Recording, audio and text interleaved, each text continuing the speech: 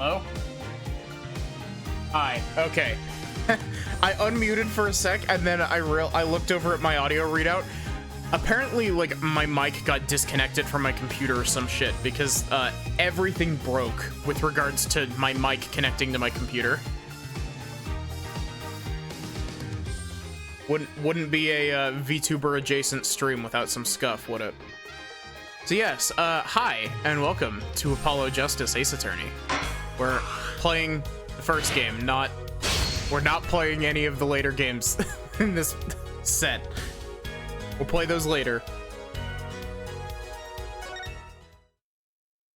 I'm excited to see how the port job is on this. Because I enjoy Apollo Justice from what little I've played of it.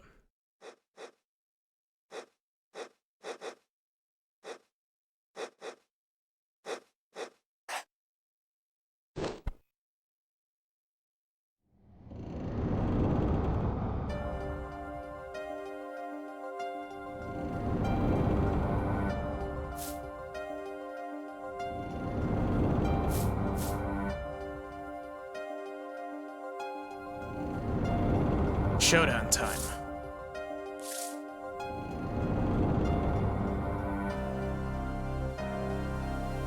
You lose.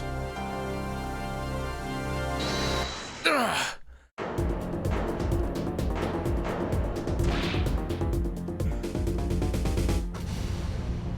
This is genuinely one of my favorite opening cases in the series.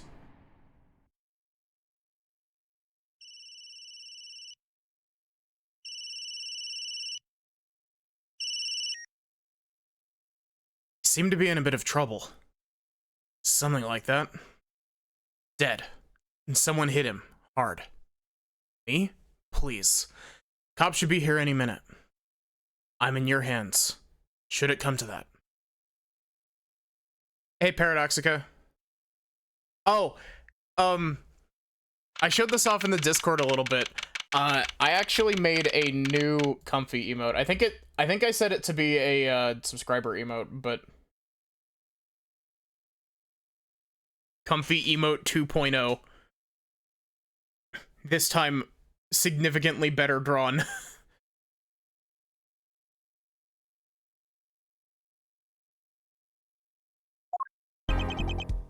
Panicked, palm sweaty. I can admit it, I'm nervous.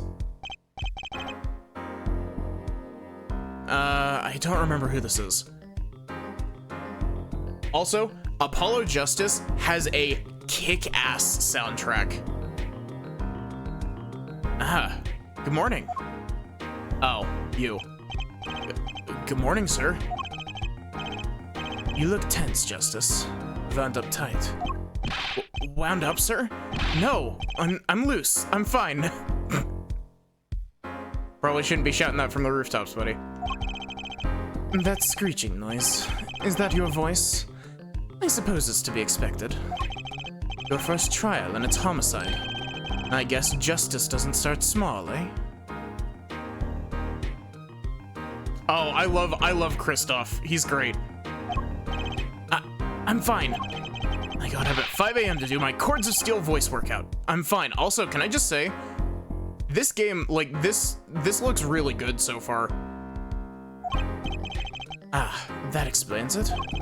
I did detect a certain rasping quality to your screech. Ugh, I overdid it again. Me, whenever I do one of these games. Also, how's my audio in comparison to the game?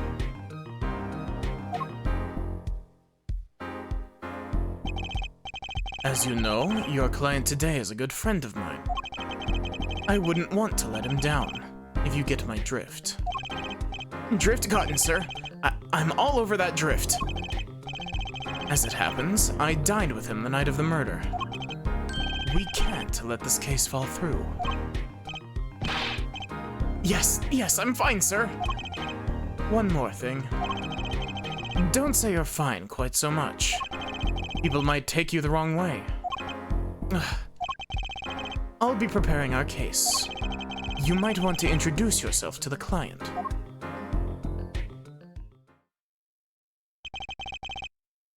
My name is Apollo Justice. If it isn't clear already, I'm a new attorney. And today is my first trial. Not that I'm worried or anything. The defendant has been accused of murder. My boss wants to help him out, of course, and so do I. I mean, there's no way he did it. Not him, no way. Bit loud. Man, his stubble is so pronounced in this version. A little bit loud. Let's see, let's try that out. Let's see how that works. Whoa! Good, morning. Morning. It's all up to you today. First trial, nervous. Meeting him, cardiac arrest. I think I'm supposed to say something, help? So, you're... Fine, I'm fine. Mr. Fine, is it? I did remember you having an odd name. Well, we're off to a great start. Are these voices distinct enough? Like, can you hear the delineation between these voices? Are you sure you're okay with, with me?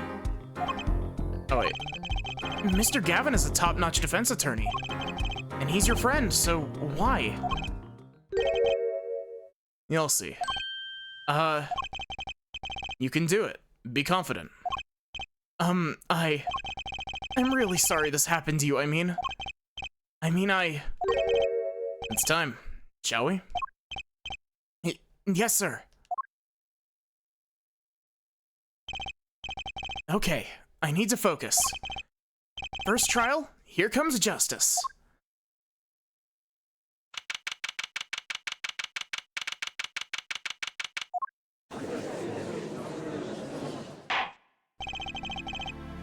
Order's now in session. The prosecution is ready, Your Honor.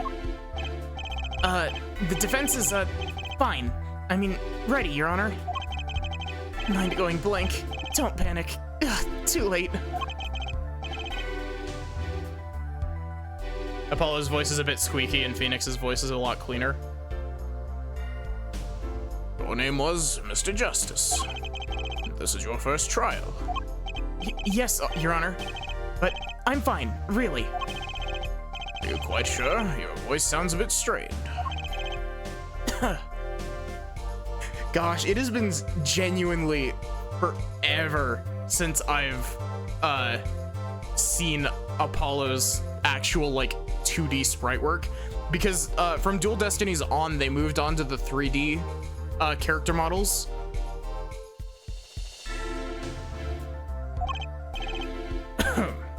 Mr. Gavin? Yes, Your Honor. I was under the impression that you would be heading up this case. That was my intention, yes. However, a defense attorney must always cede to his client's wishes. I'm not actually fine. And my client specifically requested Mr. Justice. Well, of course he wants justice. But to entrust this case to this greenhorn, why? I do not exaggerate when I say that you're the best defense attorney in town, Mr. Gavin. Okay, so Gavin's got trial experience. So Gavin's got trial experience, fine. But does he have cords of steel? I slipped into the Phoenix voice for that. I need to, like, consciously remember to tune up Apollo's voice. Let's begin let's begin. Defendant may enter the courtroom.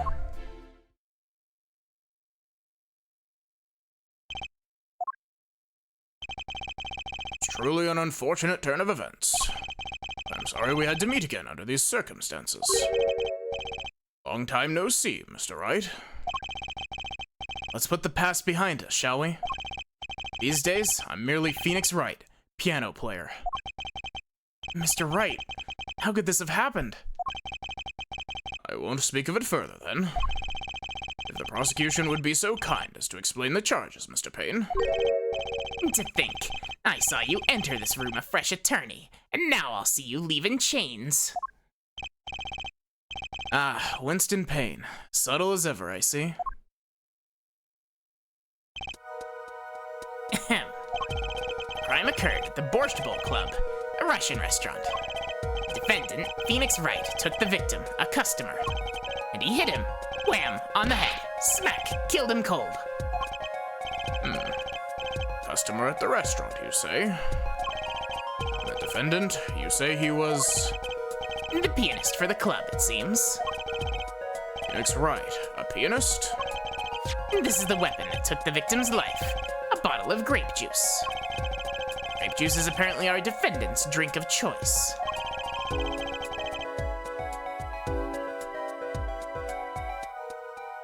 Court accepts the deadly bottle as evidence. It reminds me of Prosecutor Ouchie's haircut in I think it's Great Ace Attorney 1. After he gets his top knot sliced off. Something to note, Justice. All evidence is filed in the court record. Make a practice of checking it frequently. Court record. Right, I've heard of that. Use R to look at the evidence so far. Yep, cool. I'm confident in your ability to handle this. Right, and just use R. Sounds like it's time for some hands-on action. Oh, this UI looks so nice. Apollo Justice being able to look at things. There's a number inscribed on the back of the badge. There are many numbers like it, but this one is mine. Proof that I'm an attorney. To tell the truth, I get a happy feeling inside just looking at it.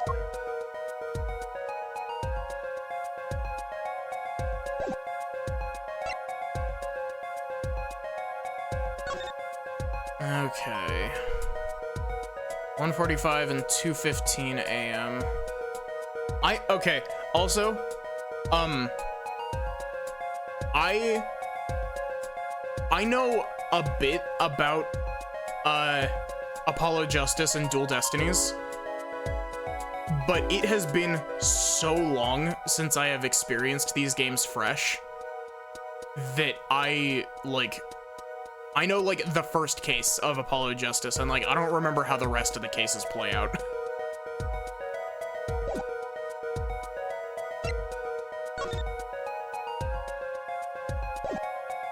Actually, fun fact about the grape juice thing, a lot of people think that the whole grape juice thing is a censorship thing, like it was a bottle of wine in Japan. It's not. It's grape juice in Japan as well. Grape juice. How long has it been since I drank grape juice? Apparently it's Mr. Wright's favorite drink. Wonder how well it goes with borscht.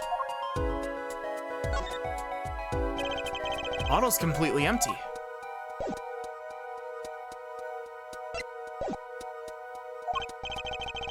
So, the victim was a customer to this restaurant. But just who was this, Shady Smith fellow? We believe he was a traveler, Your Honor. Traveler? According to his passport, he had been out of the country for a number of years. He had only returned to this country recently, though his place of residence is unclear. He had some sort of connection with the defendant. That too is unclear at present, Your Honor. We believe they first met at the Borscht Bowl Club on the night of the crime. Hey, Not, how are you doing? If they had only just met, then why murder? Perhaps the victim slighted the defendant's piano playing. That doesn't appear to have been the case.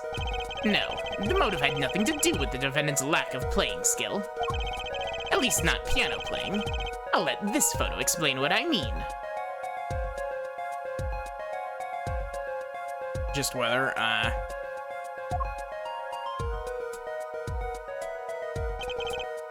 As we can see, a game of poker was in progress at the scene of the crime. I feel like my Winston Payne voice has got a lot less edge to it than it usually does. And I don't know if that's a good thing or a bad thing. Wait a second. Isn't poker gambling? It's a crime in and of itself. Indeed. It appears our defendant has fallen to become the basest sort of criminal. Wait, I just realized we're gonna get to see the line of Phoenix saying, "I assure you, it's quite based." It is true that the defendant was engaged in a game of poker with the victim. Yet it was only that, a game in the purest sense. A competition, Your Honor.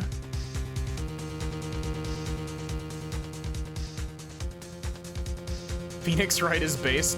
Yeah, there's literally a quote from later in this trial that's Phoenix that literally is just, the full quote is, "I assure you, it's quite based."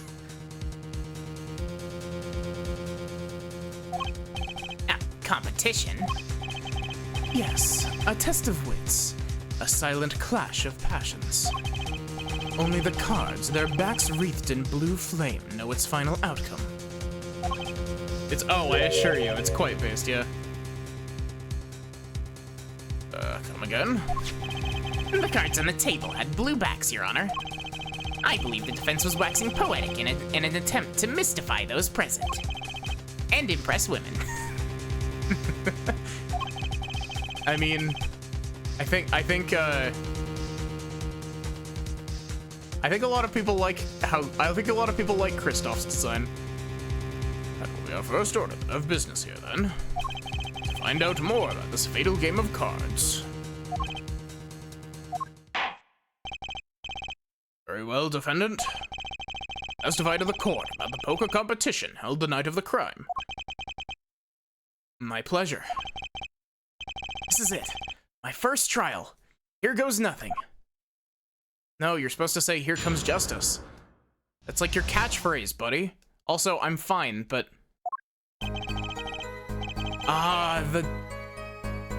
Okay. Objection, Your Honor. I'm gay. You know, the fact that they came out in the that came out very close to the Edgeworth voice, like, it fits. I love the music in Apollo Justice. Like, the cross-examination theme, especially the Allegro version of the cross-examination theme, just hit different. I'm a penis by trade, yet I can hardly play at all. My real job is to take on interested customers over at the poker table. The room where we play in the competition, in there are the club's main attractions. The rules are simple. Play a game of poker using 2 decks of cards. That's all it is, a game. And our customers are happy.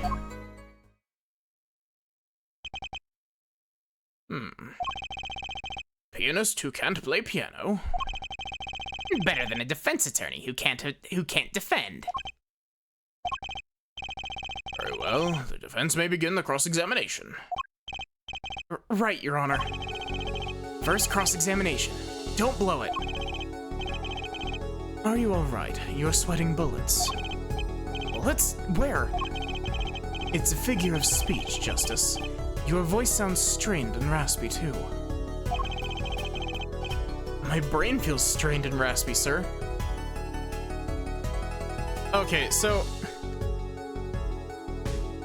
This is a minor spoiler, but Kristoff is from Germany, if I'm not mistaken. I might be mistaken there, but I'm pretty sure that Kristoff is from Germany. And do you think Kristoff and Franziska ever met in court?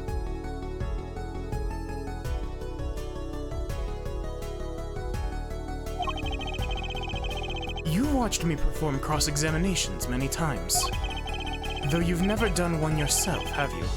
Care for a refresher? What do I do? Should I ask Mr. Gavin for a refresher? Nope. No need for help here, sir. I think I've got this one covered. I think you'd better do more than think. You know it or you do not. I'm fine. Cords of steel are ready for battle.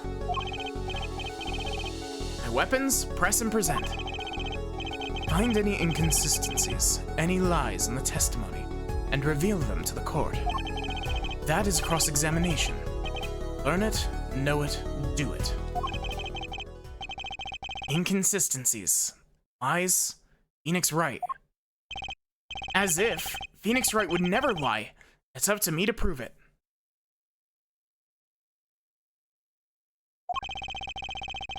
Defense may begin the cross-examination.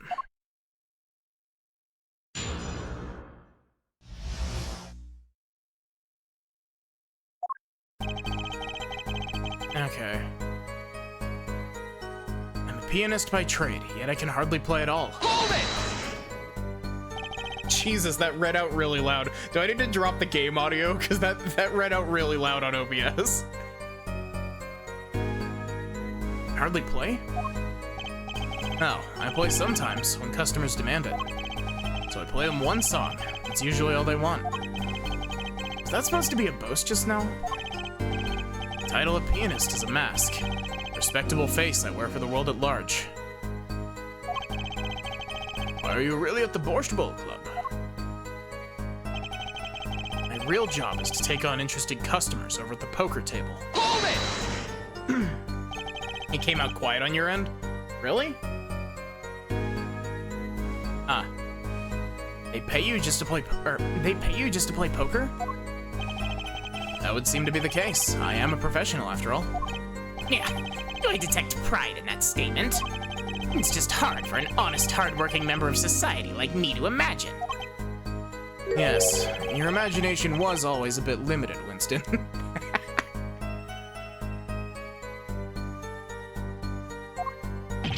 What? I've played pokers for 7 years in that little room. And I've never lost once.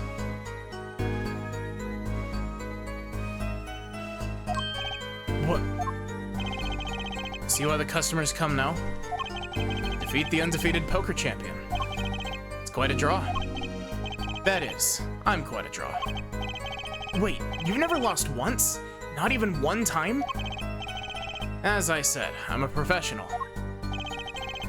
He's played poker for 7 years and not lost once. Is that even possible? The room where we play in the competition in there are the club's main attractions. Hold it! The room in the crime scene photo, is an attraction? It has quite a history, actually. The Borscht Bowl Club used to be a gathering spot for black market types back in the day. Black market? All in the past. Things like the black market are only on the silver screens nowadays. Suffice it to say that there were a lot of deals being made under the table. You might find it hard to believe, Apollo, but you can cheat at poker.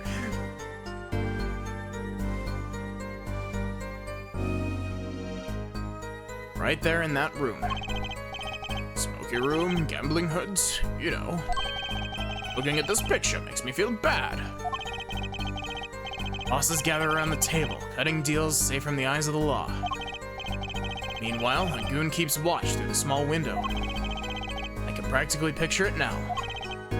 That window does look like it would be good for keeping a lookout, but little else. The room had a few other tricks to it, though it was common knowledge to our regulars. I need a sip.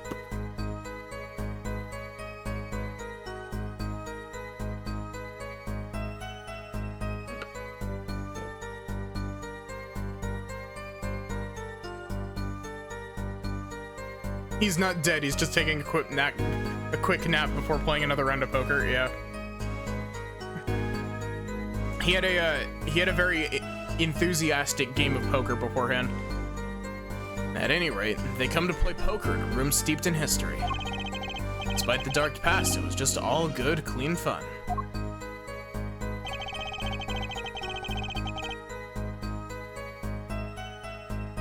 Sorry, give me a sec.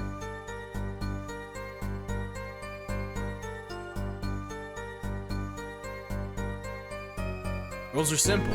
We play a game of poker using 2 decks of cards. Hold it! How am I in relation to the game audio? Do I need to drop the game audio at all, or is the audio balancing okay? 2 decks of cards? A simple measure to prevent cheating. Alternate 2 decks, no one can slip in cards. Something else I noticed. In addition to the cards on the table, there are some lying scattered on the floor. Precisely. Cards on the floor, cards on the table, cards upon the floor. Each one forming a complete deck. Just drop the game audio a tiny bit. I'll drop it by like 1.5 decibels. A crime scene painted blue by a sad sweep of cards. It's poetic, really. Incidentally, we used 2 types of cards at the club. One deck of cards was red, the other blue.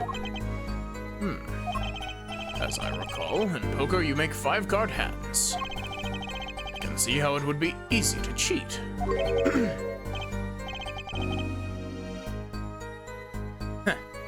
Yes, a game of hands.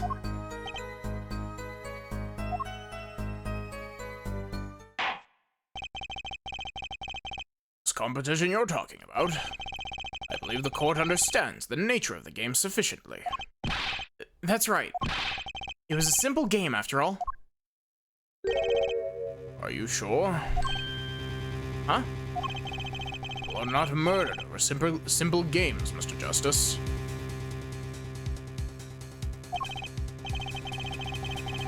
And, defendant, you were in the room the very moment the crime occurred. Yet you claim no connection to the crime. Now that's strange. What's strange? I was testifying about the competition that night. Asking me about the crime at this point is against the rules, Your Honor. Of course, I expected to hear a cry of objection from the defense. I completely let that one slip by. Don't despair yet, Justice. Sir? Right. There's something I'd like made clear. Namely, your connection to the case at hand. And I'd like to hear it from you. Sure, why not? Very well, the defendant will amend his testimony. Just one little press, and I've got myself a whole new testimony.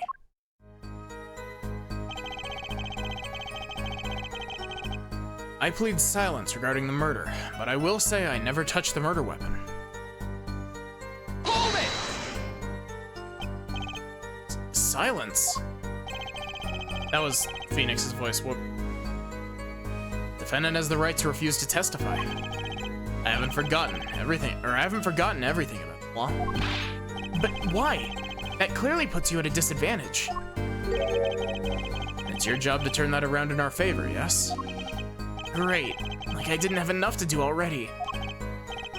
Justice, didn't you detect anything odd about that testimony? Huh? Wait, something he said did ring a little strangely. It's the bottle. The bottle has his fingerprints on it, doesn't it? Just one thing. Now, what was it? When you figure it out, I'd suggest presenting evidence. Evidence that contradicts the testimony. Contradiction in Mr. Wright's testimony. But why? I better check the court record. I can't imagine Mr. Wright lying in a testimony. Isn't it a little early to be jumping to conclusions? This is your first cross-examination. Take it slow. You need more information. Don't forget to press. Right, I got it. I'm fine. Time to listen to that testimony again. Sorry, give me a sec.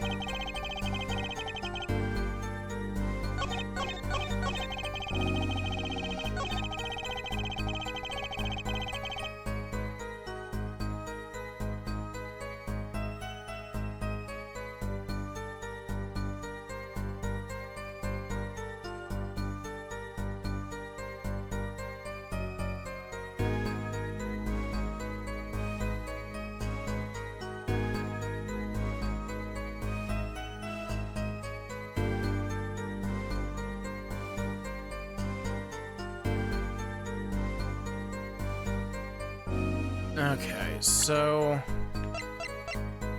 There's the defendant, Mr. Wright's prints. Okay. Objection!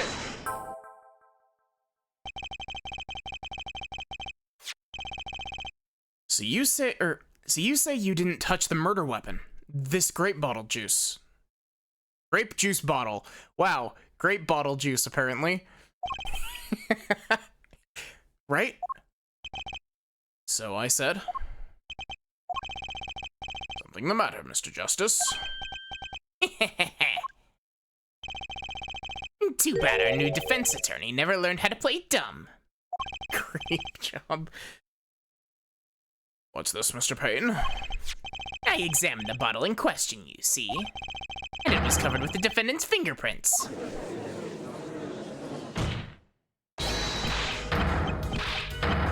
Objection!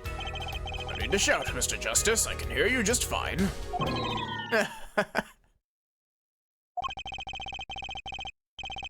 Excess yelling can damage the judge's ears and our case. But what are my cords? But what about my cords of steel? Anyway, what's so strange about fingerprints on a bottle in a restaurant? Well, that's true. Prints alone don't prove. Oh, they wouldn't prove a thing if they were normal fingerprints. Huh? But the fingerprints on the murder weapon were upside down. Upside down? What does that mean? It means he was holding the bottle inverted. And there can only be one reason for that.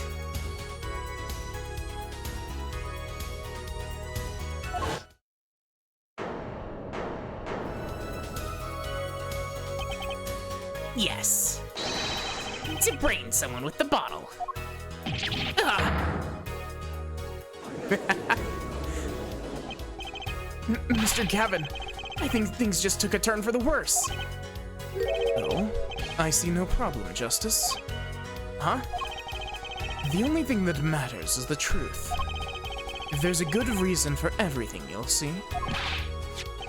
And can you explain your fingerprints on the bottle to the court? Yeah, the OST of Apollo Justice just, I stand by my plea of silence regarding the murder. For now. Not very cooperative, are you? This could hurt your case. I'm sure he's uncooperative because he's hiding something. There must be some reason. Objection! Your Honor, you appear to have forgotten something. What might that be, Mr. Gavin? On the night of the crime, who was it that reported the murder to the police? Reported? Well, that was the defendant, Mr. Wright, but still, that... Really? Sorry, give me a sec.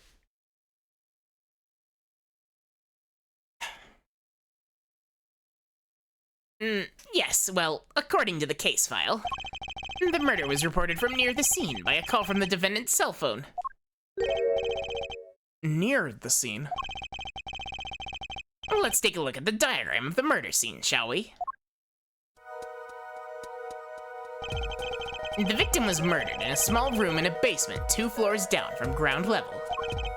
Of course, cell phones can't get reception so far down. The defendant used the stairs in this hallway to go above ground.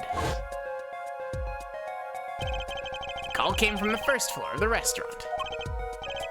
I see. And this is the phone that made the call. Oh god, I just remembered what case 2 of this game is.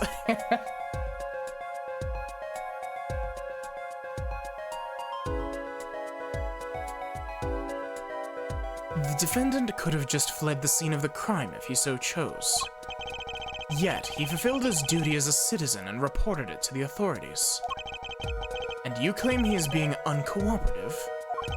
Yeah. Nice save, Mr. Gavin. I better not waste this. I think the prosecution has toyed with our client enough for the time being. Toyed? I assure you, no one is more serious about... What was it you said? The defendant was in the room the very moment the crime occurred. How can you possibly know this? That's It's a good question. How indeed?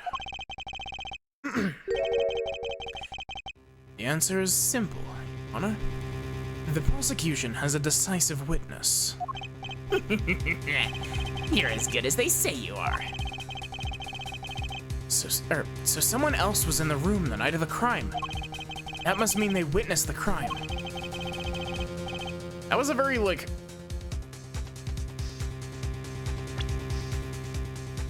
Okay, maybe I'm just going crazy, but the way that those two sentences do not flow together at all.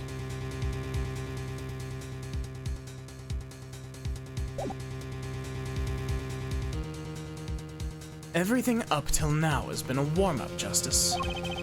Are you ready? Very well, the prosecution may call its first witness to the stand.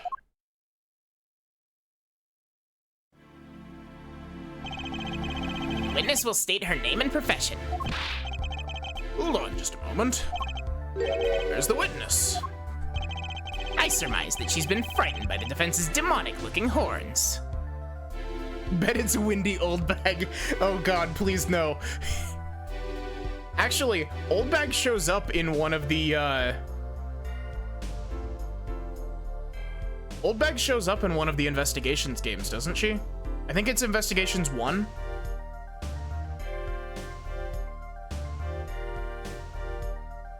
I surmise that she's been frightened by the defense's demonic-looking horns. So I used a little hair gel. Relax, people.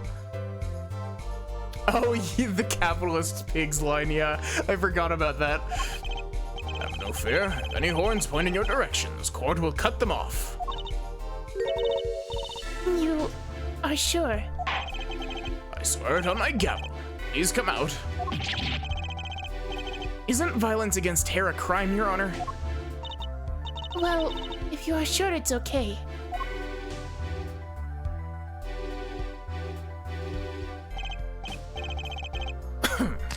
No?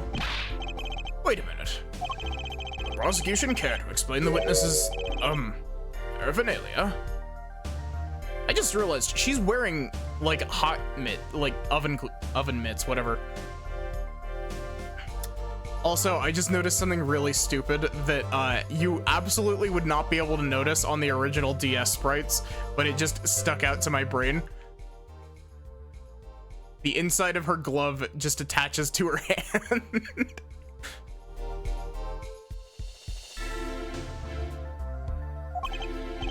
Yes. She's a professional, Your Honor. Those are merely the tools of her trade. And that would be? My name is Olga Orly. I am employed as waitress in Borscht Bowl Club restaurant. I like Olga. She's great. Then why the camera? Of course. It is my pride to serve borscht at his naming restaurant. Gosh, I love Olga, but I will struggle with reading some of her lines because they're in broken English.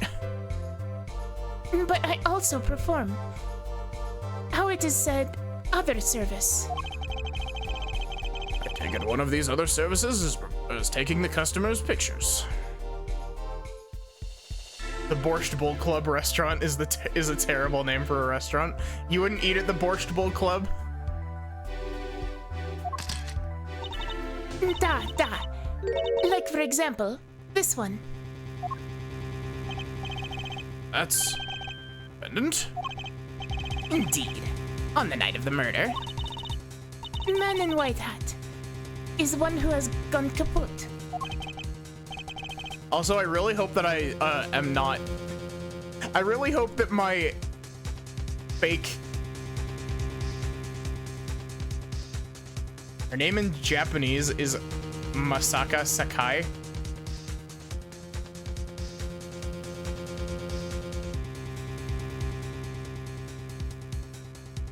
Indeed, that is the victim.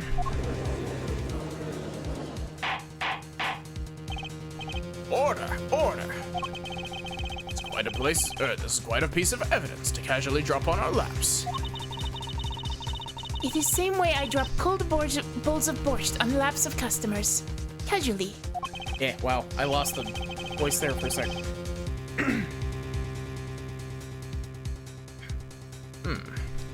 Then the court will casually accept this new evidence. Now, witness, where were you at the time of the murder? I was in room. The hideout, we call it. Excuse me? The hideout? It is the room where a famous gangster, bad guy, was arrested. Is the room where murder took place. What? Your look of utter surprise is lovely. I'll post it by courtroom door later for you. Da.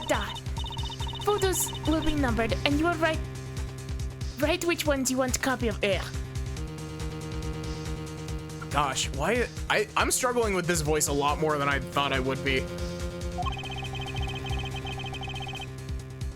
Or well, it's less the voice and more like the sentence structure. So there were 3 people in the room at the time of the crime. The victim, Shady Smith, Mr. Wright, and Olga Orley. Our witness. And if Mr. Wright isn't the killer, that means... Very well, witness. We'll testify to the court about that night's events.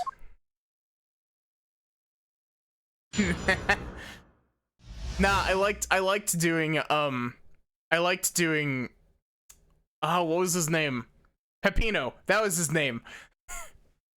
I don't know why I very specifically remember that one side character.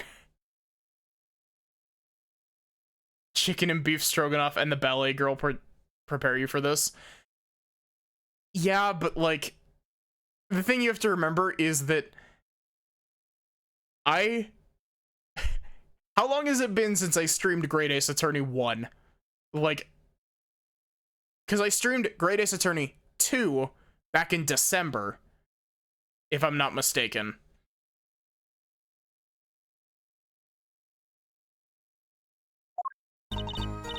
That night, customer asked me to deal cards for game. It was cold. Oh, wow. Okay, give me a sec. I'm gonna get some more water.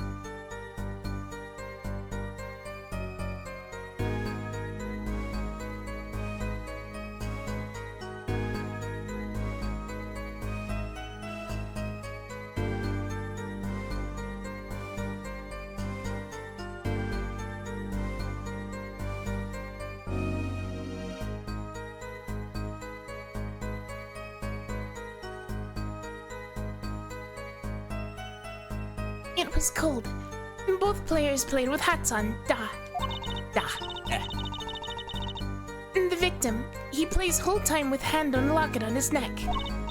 Then, last hand is done. But something terrible has happened, Da. I'm fucking up the pronunciation of da somehow, but like I don't know how to change it to fix it. That man flew at victim and is strangling him to death. Man, my high range is not agreeing with me tonight. It's not that it's hurting, it's just that it's slippery. Incidentally, who won the game? Isn't it obvious? The winner was the victim, Mr. Smith. Objection!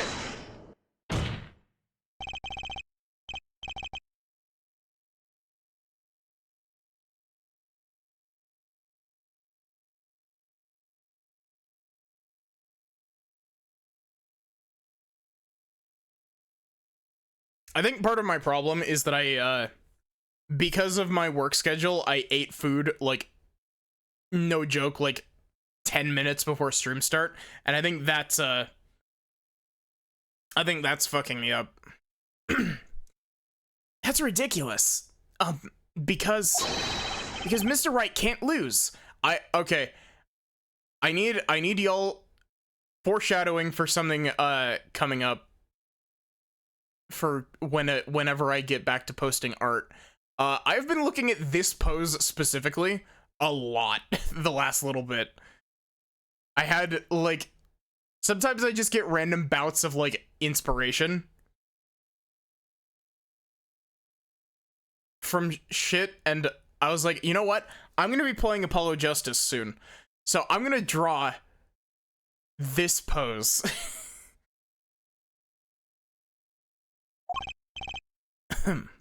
Justice.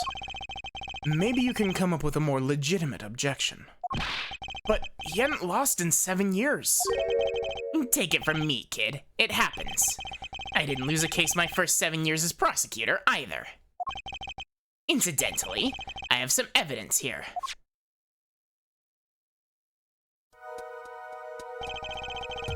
These are the poker chips as they lay at the very moment of the crime.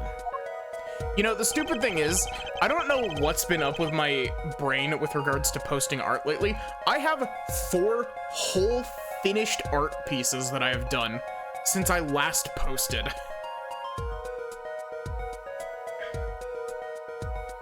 Let's see, I'm trying to remember who they are. I think it's Yunaka. Which I did actually post the Yunaka one on Blue Sky, but I haven't posted it on Twitter.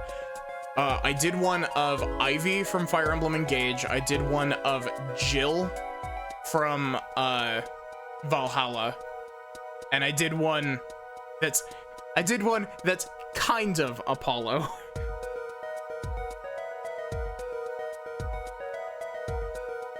And I also did the emote, the comfy emote. And I'm working on another.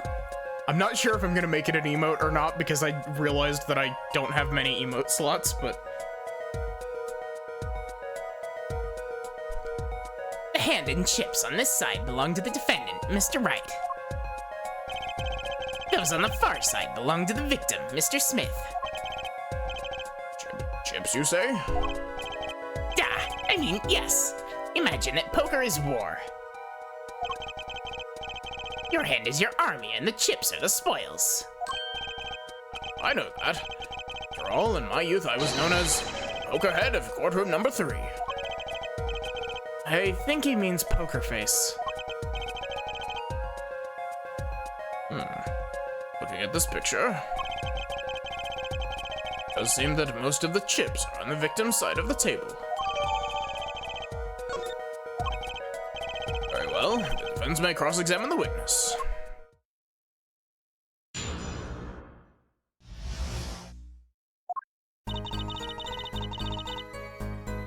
That night, customer asked me to deal cards for game. Hold it! You were dealing cards. Do you do this often? Was that Apollo's voice or was that Phoenix's voice? I can't tell. That was like right in the middle. Da, I am doing this. If customer wishes it, I serve anything. Borscht, cards, more borscht. It is my work. It's good to hear of a place that hasn't forgotten the meaning of service. Welcome you to Borscht Bowl Club, where borscht is as warm as the waitress. Thank you for not handing out flyers during the cross-examination. It was cold. Both players played with hats on, da. Hold it! I think another part of why Olga's voice is messing me up is because it's the first high-pitched voice that I've had to do this game, and usually it takes me a little bit of doing it to get back into the groove of doing it every stream,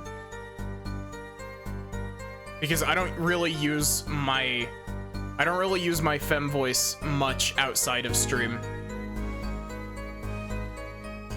It's already April. How could it be cold? Convenient.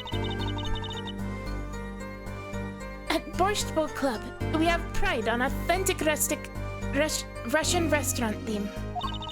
Outside is city and spring, but inside, it is always as cold as Mother Russia. No way am I going there. When it comes to hot borscht, cold is the best seasoning, da? Speaking of cold in April, it literally snowed where I'm at. Like, just a couple days ago. Like, genuinely, it snowed.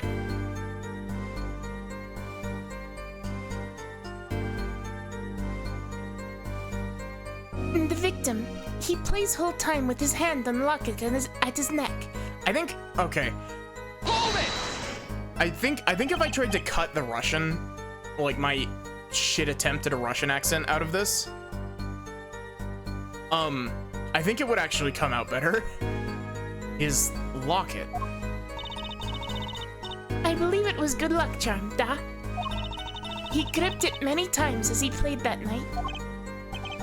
Yes, he must have felt as though it might carry him to the moon and the stars. Though if it were small enough to fit around his neck, it wouldn't have much lift.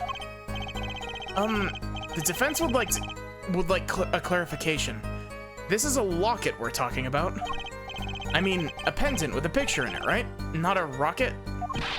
Of course, I knew that. It's probably a pendant shaped like a rocket. That's why she called it that. No, a locket's a locket. It doesn't matter what shape. It's considered bad form to poke fun at the hard of hearing in our society. Hard of hearing or hard of understanding? So, what happened next? And then, last hand is done. But something terrible has happened, da. Hold it! Something terrible? Friends will restrain from needless shouting. Sorry. To be fair, Phoenix is also like this. Like, Phoenix's internal monologue can be very bitchy, and it's very funny. Sorry. I need to seriously reconsider this vocal training thing. Now, Miss Orly, can you tell us what happened? Oh, I was so frightened.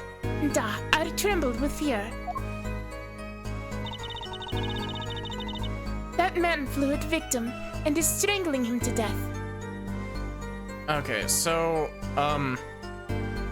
we know that this is incorrect. Because, we know that this is incorrect because, Hold it! oh, whoops. But the defendant would never do such a thing. Well, now, I can't say I've ever heard the defense try this tactic. You know, that sounds like something Phoenix would try. If possible, please refrain from embarrassing me. Still, why would anyone do something like this over a game of poker? Perhaps it is because defendant has lost game.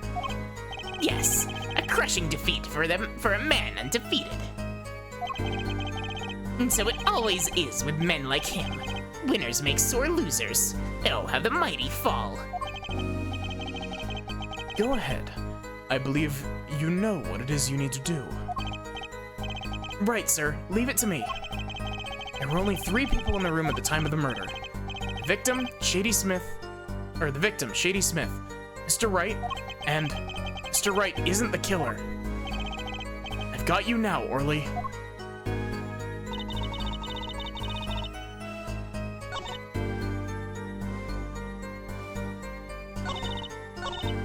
So I pressed the wrong shoulder button. So the victim wasn't strangled. Blunt force to the forehead is what killed him. Objection! I like the 1,000-yard stare that Apollo just gave for a sec there while the text box loaded in. Welcome back, Squiggles. I tried to say hi before you left, but apparently my microphone got unplugged or something because OBS wasn't picking up my mic at all. Oh, really? Strangled, you say? That's odd. Da, normal customers only choke on borscht.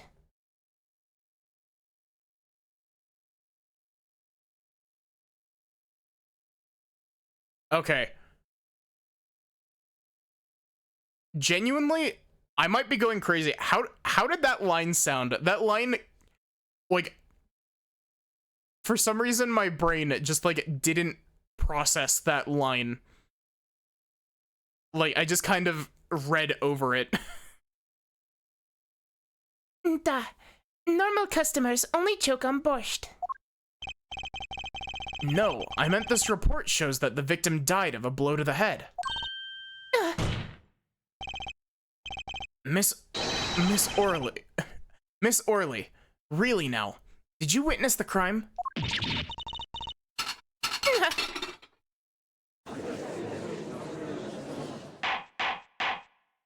Miss Olga Orley got them Uggs. Looking at the picture, it doesn't seem like he was hit. He's still wearing his hat and everything.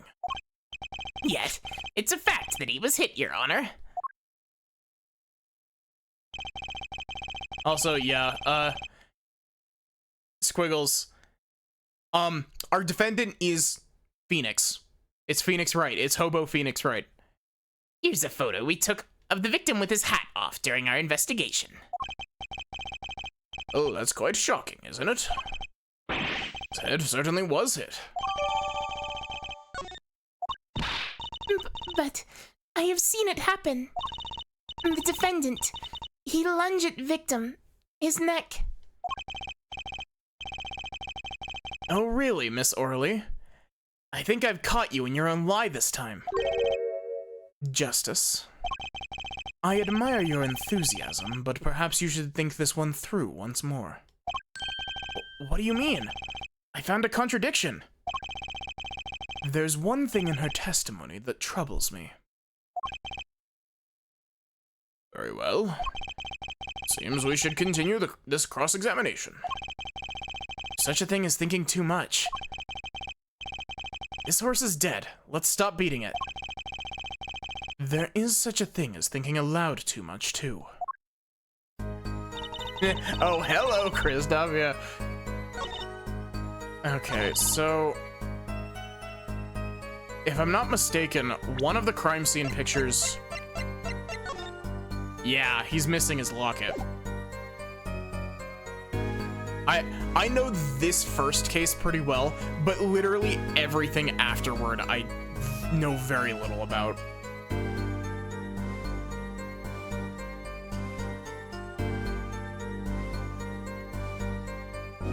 Also, I think, if I'm not mistaken...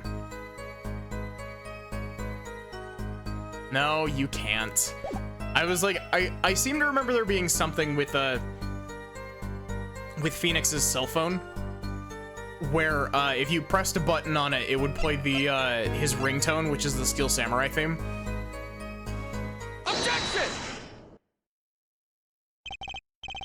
You know, there was one curious part in her testimony, like Mr. Gavin said. But what does it mean? Mr. Justice, would you care to explain what it is you're thinking so intensely about? Recall the testimony, Your Honor. The victim played with his hand on his The victim played with his hand on locket at his neck, I believe she said. I hope you aren't about to raise an objection to the witness's grammar. No, but look at this photograph. Do you see a locket on the victim's neck? Well done, Justice. I'm impressed. I knew you'd be able to handle this. But what does it mean? If we're to believe this witness's testimony as is, the locket disappeared following the victim's death. Lockets don't just disappear, Your Honor. It's quite simple when you think about it. If the locket is gone, someone must have taken it off, no? Taken it off? Wait, you don't mean... I'm slipping into Phoenix voice too much. The defendant wasn't strangling the victim at all. He was taking off his locket. Wouldn't that explain it? Ah.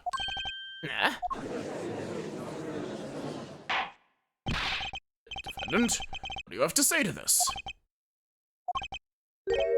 Say. Yes?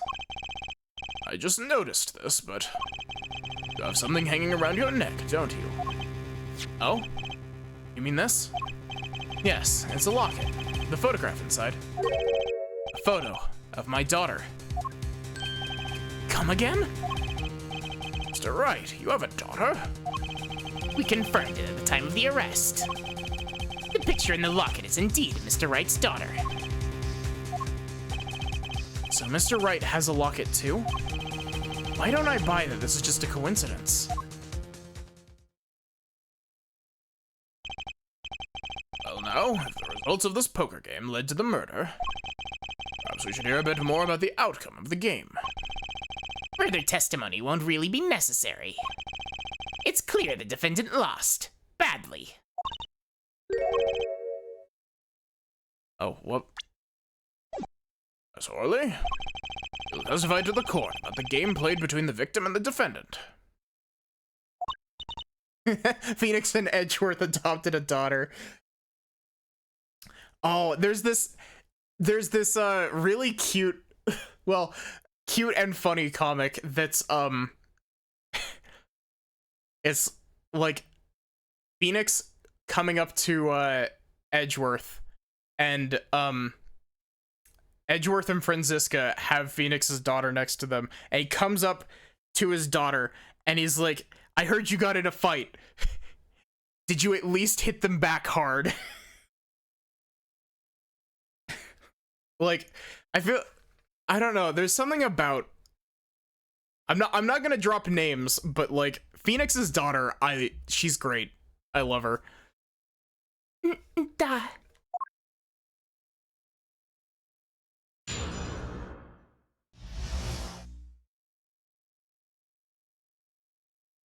Yep.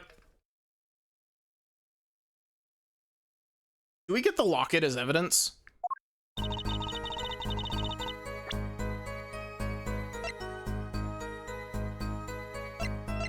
Man, okay. Can I just say, like, I know that this bit, like this UI, is actually retooled Dual Destinies and Spirit of Justice AI. Or not AI, UI. Wow. This just looks good. Like, I'm glad this port looks very good, and I'm very glad that I'm not having to try to run this on the original stuff. The game began with 3,500 points in chips for each man. House chips came in two sizes, small and large. The one who was winning, it was the victim. For last hand, defendant play with all chips on table and lose. I've lost the accent. The moment loss was decided, the defendant grabs bottle from table and... Looking at this picture, does seem to be a one-sided game. As the court knows, poker was the defendant's life. Failure must have been a bitter pill to swallow. Ah, how many times have I heard these words? I done it in a fit of anger, Your Honor, and now I regret what I done. A common tale, but true. He thinks the judge watches too many old court movies. Mr. Wright said that he hasn't lost in 7 years, so this testimony must be wrong.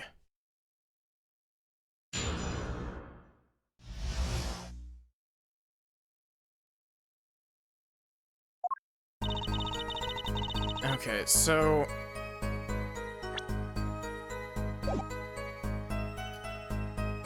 Hold it! Are those the usual starting points? Were there any special rules used? No, not special. Usual game, usual rules. Each man began with 3,500 points, then the total would be... exactly 7,000 points. Please, this isn't calculus. It's not even long division. I love how it's like a consistent through line that your counsel in these games always can read your mind. Like, Maya does it. Maya does it, Oh god. Susato, that's her name. I was like, wait a sec, what the fuck is the name of the helper in Great Ace Attorney? It's Susato, she's great. I don't know how I could forget her name, but... Those chips come in two sizes, small and large. Hold it!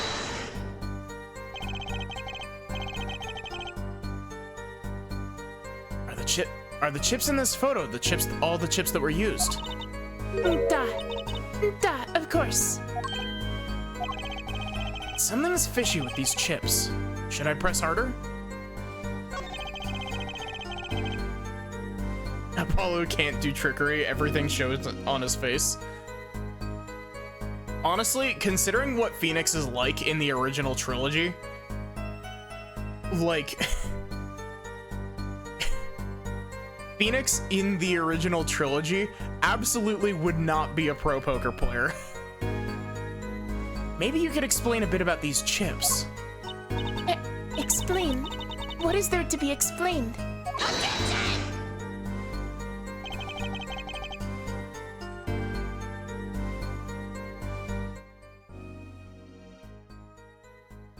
Look at this man's face. How many times does Phoenix have to be accused of murder before the court starts to give him the benefit of the doubt? To be fair, Phoenix himself has only ever been accused twice. Once in, Turnabout Sisters, he gets accused by Red White. And he gets accused in, one of the it's Turnabout Memories, I think is what it's called, the first case in Trials and Tribulations. How many times has Maya been accused? Like 6, I think. Poker chips are poker chips. They're not fish and chips. Not a chip off the old block. Not a motorcycle. What did that say? Motorcycle cop, not a... Why did that automatically scroll past? Thanks. Now that I've pressed her, I'd better ask something. What are these chips worth? Are they in dollars or rubles even? Yet. As I have been saying before, it was game, not gambling. Hard perhaps for capitalists to understand. 2 types of chip. 100-point chip and 1000-point chip. It is not money, da. Justice. Sir, don't you find her comment interesting? In more ways than one, sir. I'd have it added to her testimony myself.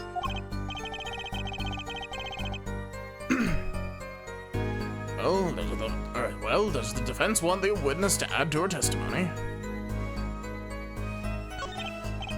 Yes, I do think this deserves further scrutiny. Add it to the testimony. I wish I knew where I was going with this. Very well, witness, if you would be so kind. Da, Your Honor. Hey, remember that one time? Just minor spoilers for future games. Remember that one time that Apollo turned into a fucking JoJo character for a bit? I don't remember the context for that happening. I just remember that he's got like an eye patch and shit, or he's got like bandages over his eye, I think. His Chuny arc, absolutely. I don't remember much about that, but don't spoil me on, I'll bring up later game spoilers if I want, but please do not bring up games past the original trilogy spoilers, because I know nothing about Spirit of Justice. Like, I genuinely don't know anything about that game. To the point where I'm not even entirely sure that I know the prosecutor's name. Like, I don't know how to pronounce it. It's like, it starts with an N. But yeah, I know little bits past this point, but they're all very fuzzy. which is rare for me because usually if I get spoiled on something, that spoiler sticks in my brain for all eternity. One kind of chip is worth 100 points, and the other kind is worth 1,000. 2 kinds in all.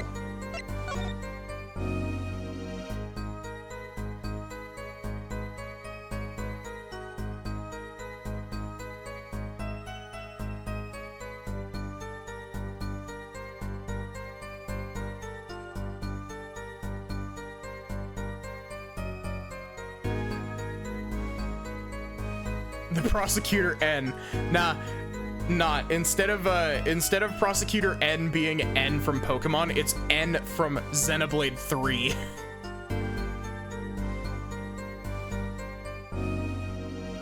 He rocks up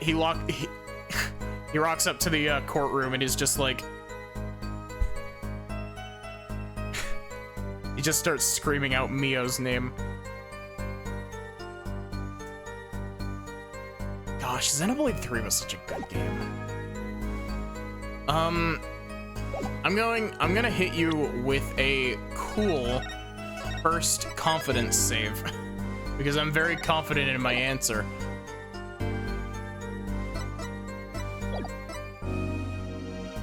Wait, I can drop the sound effect volume. I might actually do that because the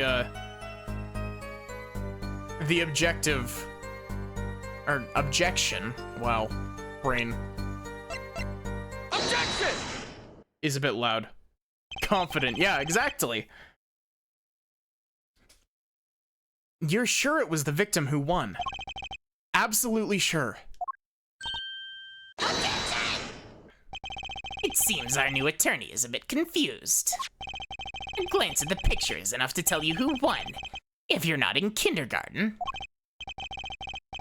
Just for safety's sake, could you explain the problem to the court? Of course, Your Honor. In this photo, I see small chips and I see large chips. Tell me, which are worth 1,000 points?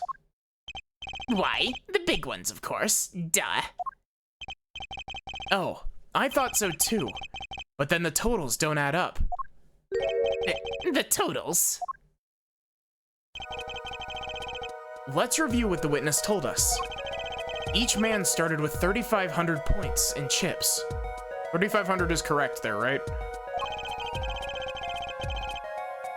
And the combined total value of the chips was 7,000 points. Yes, if my calculations are correct. See, 3 plus 1, carry the 5. They are, Your Honor. Now, look at this photo that allegedly shows all the chips.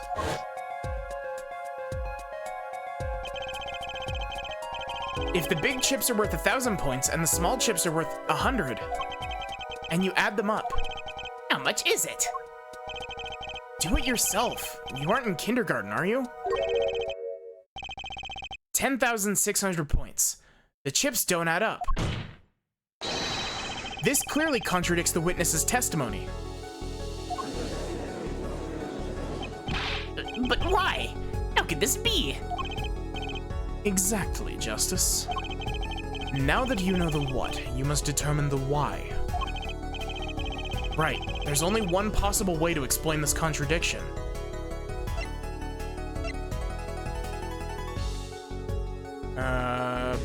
Both were right.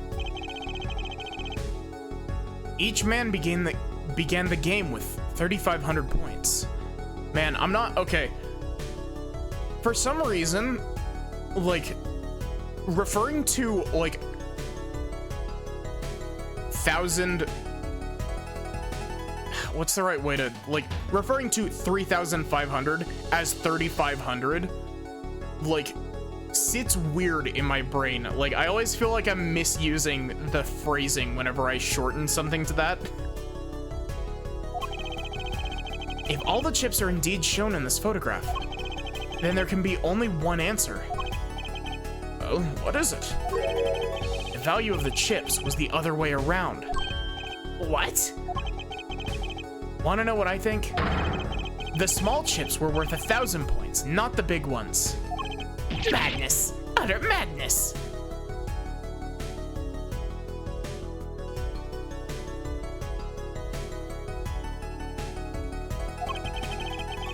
me that photograph of the chips again. There are 6 small chips and 10 large chips. Why, that does make 7,000 points when you add them up. Excellent work, Justice. It's almost as though you figured it out by yourself. Well, I'm just glad I was the one who said it. But wait! The value of the chips may be different, but that changes nothing! Indeed, the victim did have the larger number of chips, too. Ah! Exactly. If the small chips are 1,000 points and the large chips are 100, wow.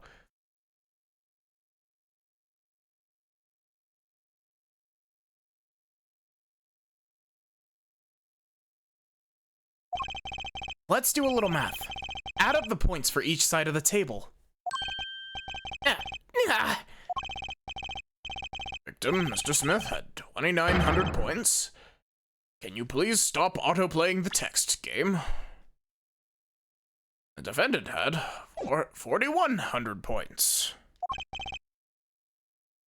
Well now, it seems that Mr. Wright was winning that night after all. That's impossible! My client had even less reason to kill the victim. After all, he was winning. Yeah! Now, Miss Orley, you must have known the true value of the chips, since you were there at the scene of the crime, weren't you?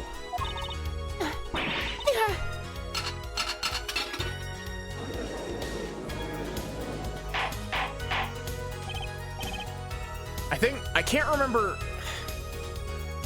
This isn't the objection theme, right? This is the pursuit theme? No, this is objection. Because the pursuit one is the like heavy techno one. Order! Order! It appears our defendant has lost his motive. And Mr. Wright's supposed defeat never happened. Ugh.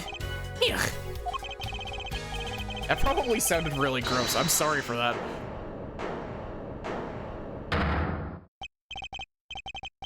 What did you say? Let's now ask ourselves whether we can trust the witness's testimony.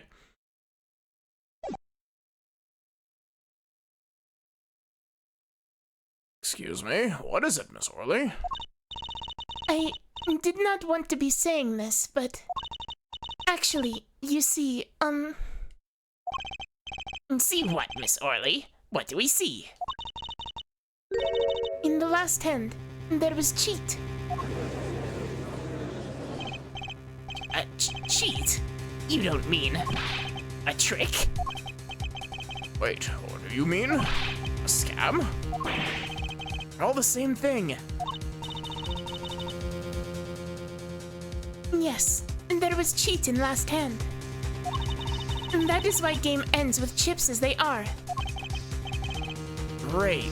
Just great. First we have lying, now cheating. Well, this case has certainly taken a turn. For the interesting. Yes, you will please testify to the court. Tell us about this cheating. The final hand.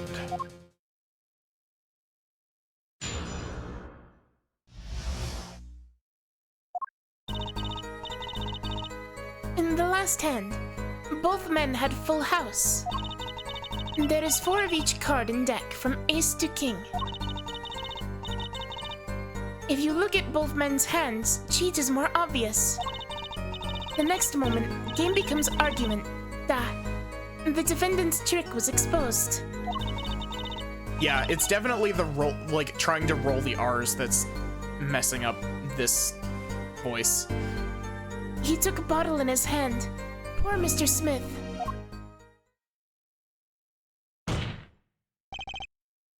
Miss Orley, why did you not tell the court about this from the very beginning?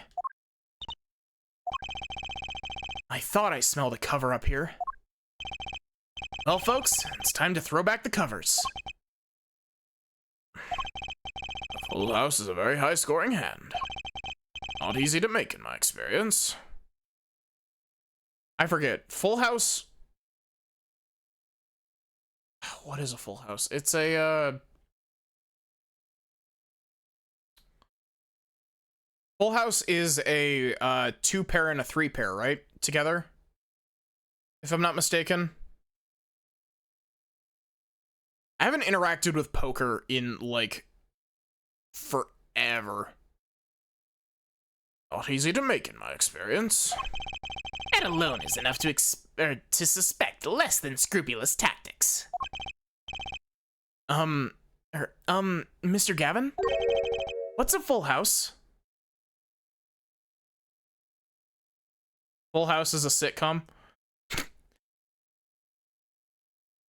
Starring Bob Saget. Lawyers these days. You don't know your poker. I can't say this bodes well for your case or career. What is this? Some kind of secret court poker ring? Justice. You know the terms 1-pair, 2-pair, and 3 of a kind, yes? Yeah, no problem. 2 cards with the same number makes a pair, and 3 makes 3 of a kind.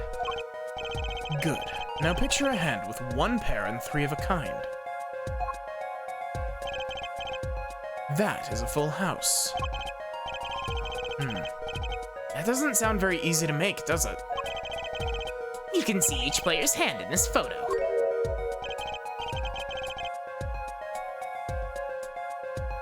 Wow, they both have full houses. We forget there's an easy way to make a full house, and to go undefeated for 7 years. You cheat. The defense may cross-examine the witness. I don't know why, but I was, I think I was thinking of a royal flush. Because a royal flush is a straight of, 10 and all of the face cards, right?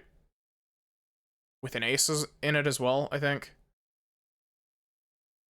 I don't know, I haven't interacted with poker in forever. If he did cheat on the last hand, that still leaves one important question. Mr. Wright lost that hand. Who's ever heard of a professional con man losing when they cheat?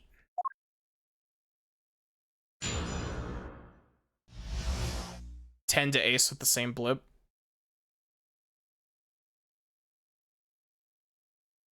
Thing that makes less sense is that Phoenix hand is the losing one. Except, with that, isn't, Phoenix's hand is the losing one because it's a full house made of 7s and aces, where, Shady Smith's is a full house made of kings and aces. So the king is the higher value card. Right?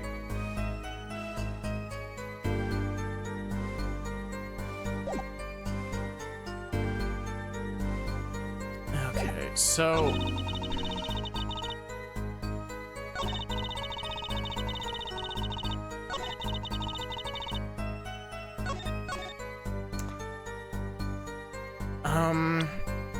So...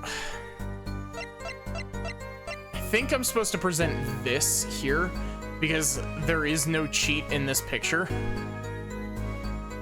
Objection! Really? This evidence clearly reveals a contradiction in that statement, Your Honor. What exactly are the evidence in the statement just now related? They aren't they?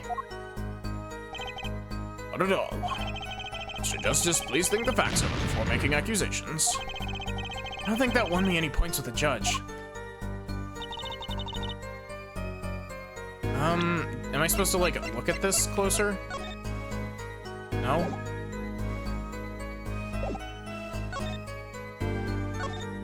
Oh, wait, have I not pressed through this?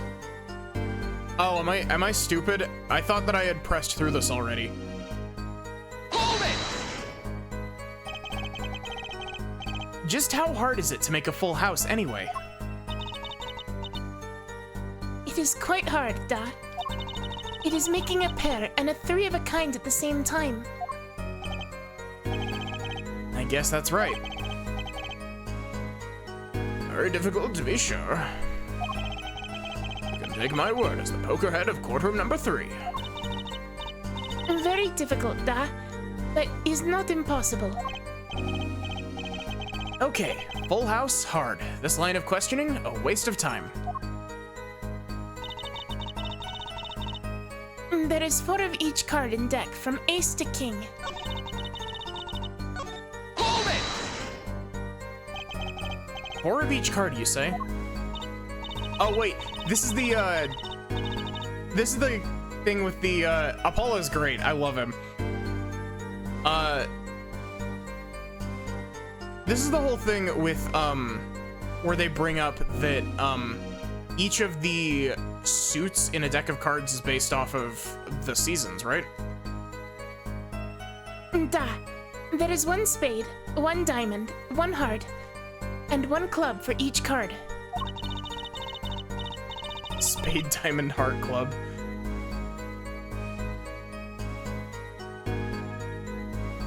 It is interesting fact that this comes from, or that this number 4 comes from the number of seasons.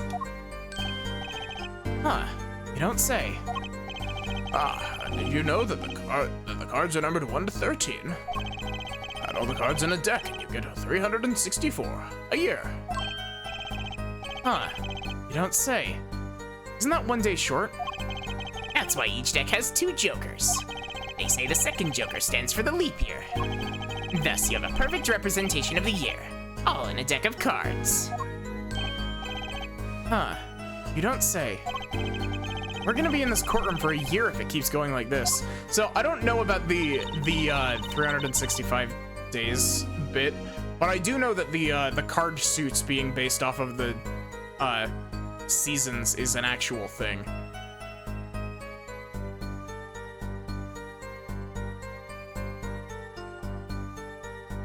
If you look at both men's hands, cheat is more obvious. Hold it! How is it clear? Da, well, the defendant, he played a 5th ace. Yeah. I'm gonna take a sip of water.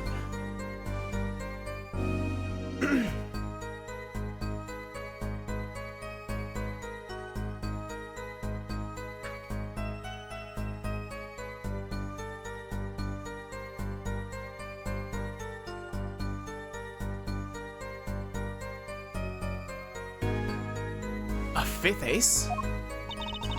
I still remember both hands very well.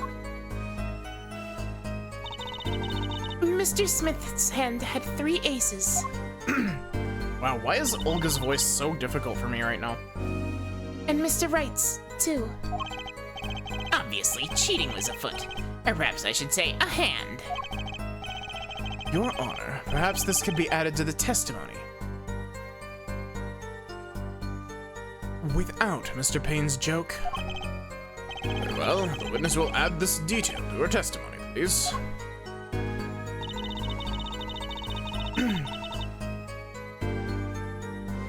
You know, completely random thing. The way that they keep records of what's said in court, the people that type it all out use a special type of keyboard called a stenography keyboard, and you can type ridiculously fast with one of those keyboards.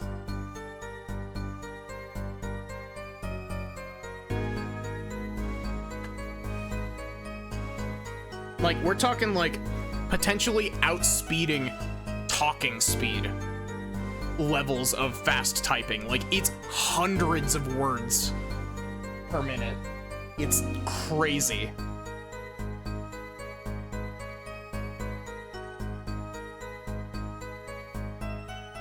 Mr. Smith's hand has 3 aces, and Mr. Wright's too. It is 5 aces in all.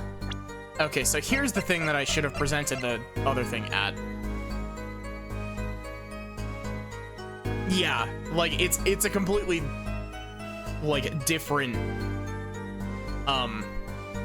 it's a completely unique skill set. It doesn't apply to anything else. Man, like, Objection! I'm really glad that I learned how to do touch typing. Like, touch typing, I may not be great at it, but it's so nice not having to chicken peck type at the keyboard. It appears the witness is mistaken. Mistaken? But my name... Look, this piece of evidence clearly contradicts what you said in your testimony. That's the photo of the chips, is it not? Justice. Perhaps you ought to explain your point in a way the judge can comprehend. In other words, use your finger to point out your point. Yes, please point out the contradiction in this photo. What particular point contradicts the witness's testimony?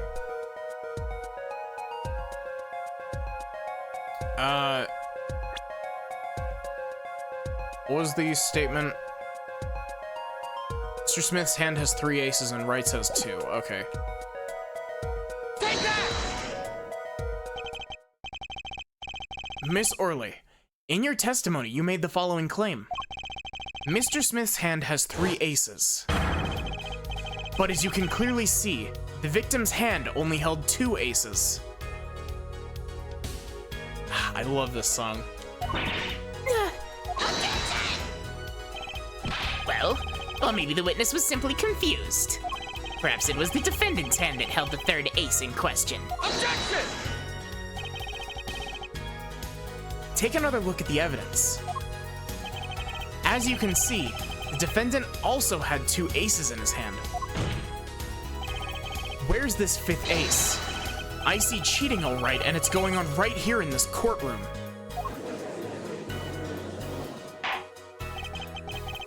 Two aces in each player's hand does make 4 aces in total. Also, I need to check something, like... we don't have Apollo in the, court record. I wanted to check how old Apollo is, because I genuinely don't know. I assume that he's around, like early to mid-20s, but I actually genuinely don't know how old Apollo is in this game.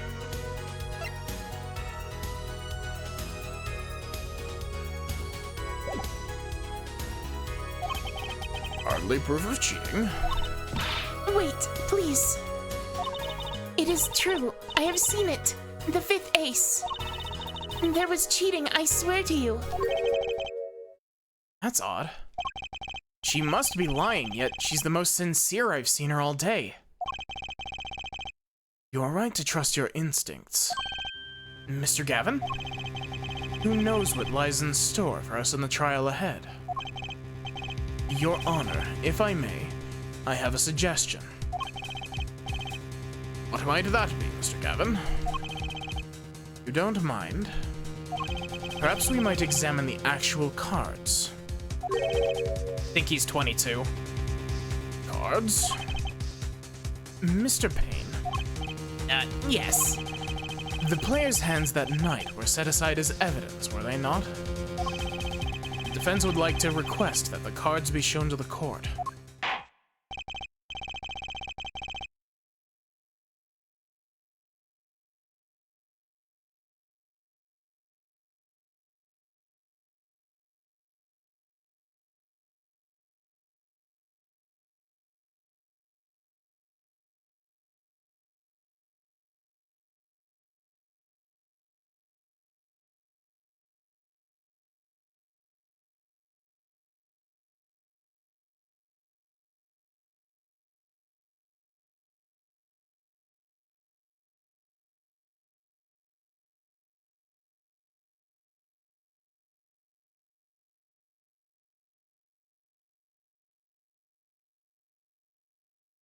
Sorry about that.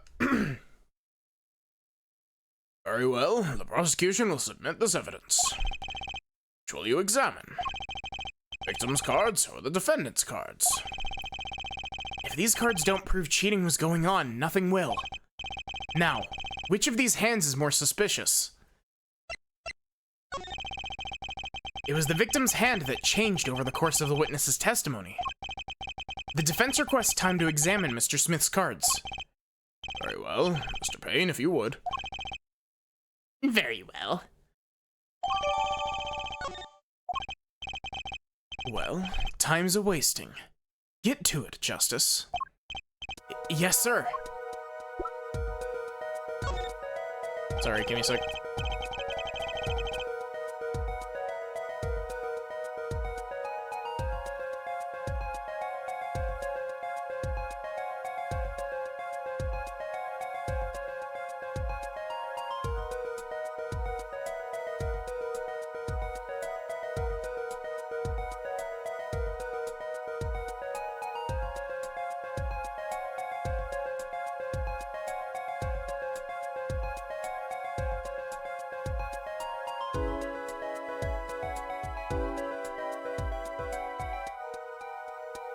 Sorry, I keep having to stop.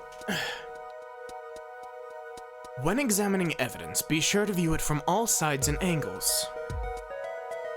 That wasn't quite your voice, but okay. And try using, this to turn it. That should give you a better perspective on the case. Okay, let's do this.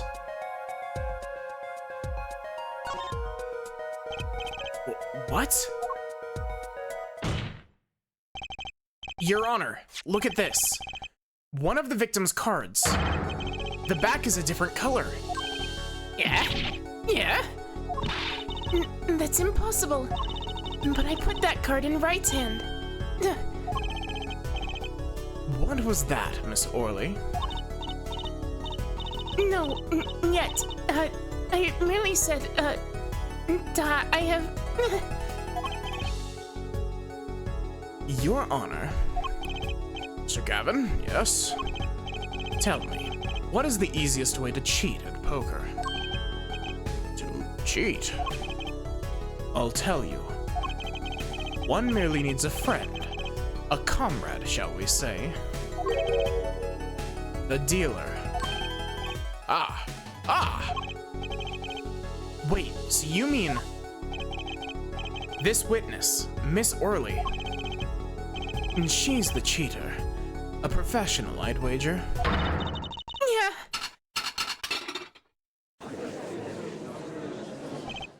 Order! Order! Focus, Justice. Time to take advantage of her. I mean, of her mistake. I read that without actually, processing the line. Your Honor, please recall the testimony we just heard. That's impossible. But I put that card in Wright's hand. Ergo, Miss Olga Orley conspired to cheat not with my client, but with the victim, Mr. Shady Smith. Not only did she cheat, she cheated poorly. Therefore, it's not hard to imagine an altercation between her and the victim. What? Wait, you don't mean? Defense isn't accusing the witness, Miss Olga Orley, are you? Time for justice. There were 3 people in the room at the time of the incident. And if Mr. Wright isn't guilty, that means I am. The defense accuses the witness, Miss Olga Orley, of murder.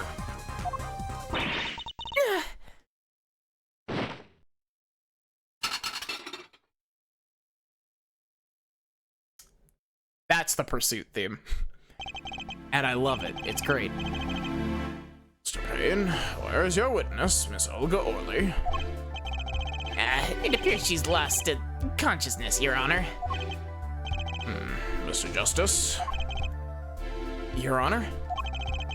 It seems you've presented a new possibility to the court.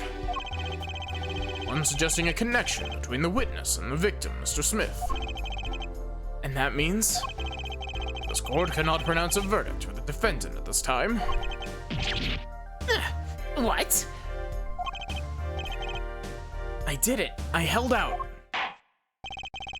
I see no point in prolonging the trial this day. The prosecution will need to make further inquiries. Objection! Ha! That's really funny. I'll explain why in just a sec.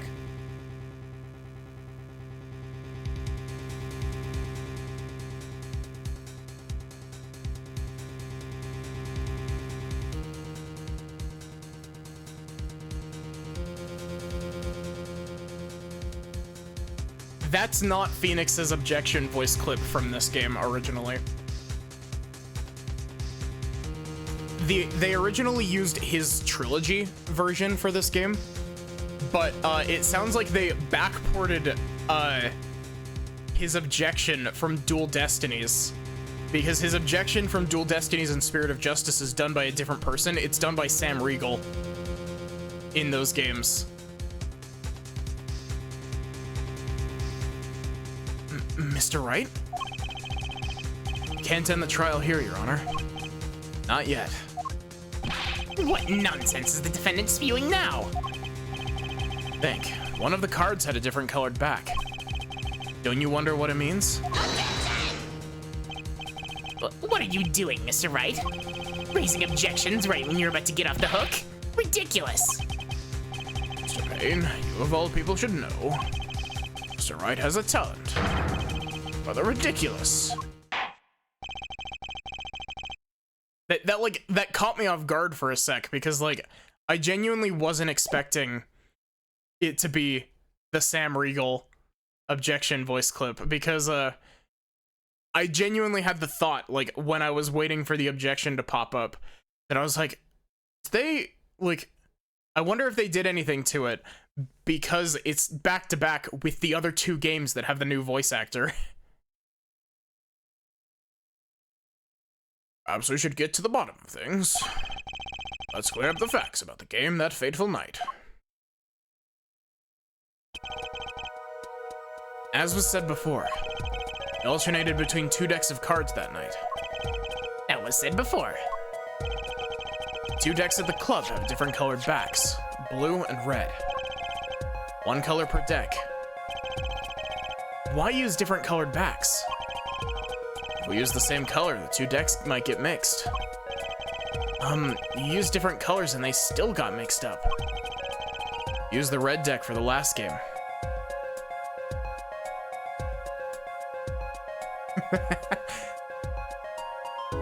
Gosh, I really wish that I was better at fighting games. Like, I feel like playing Phoenix Wright in Marvel vs. Capcom would be a lot of fun. Use the red deck for the last game. I see. That's odd. For some reason, I have this impression that you were using the blue cards. Yeah, me too. I'm sure someone said something about blue cards.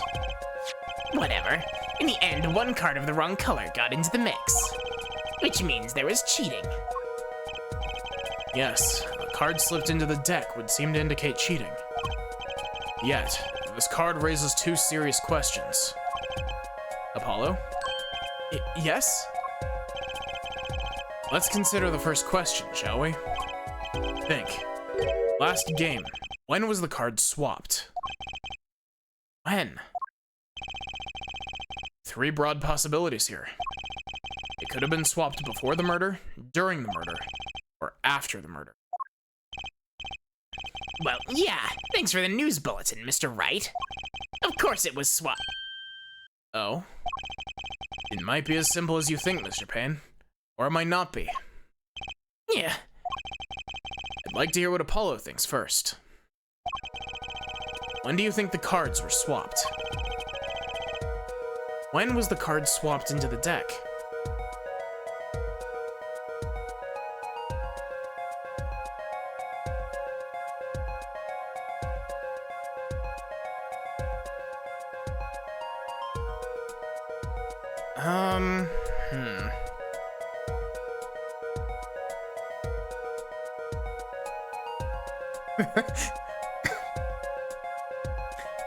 Phoenix in this case knows that he doesn't have to put up with Payne's bullshit as the defense in this case.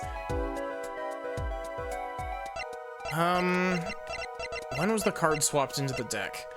Because before the murder would have the opportunity. During the murder sounds stupid. After the murder sounds weird as well.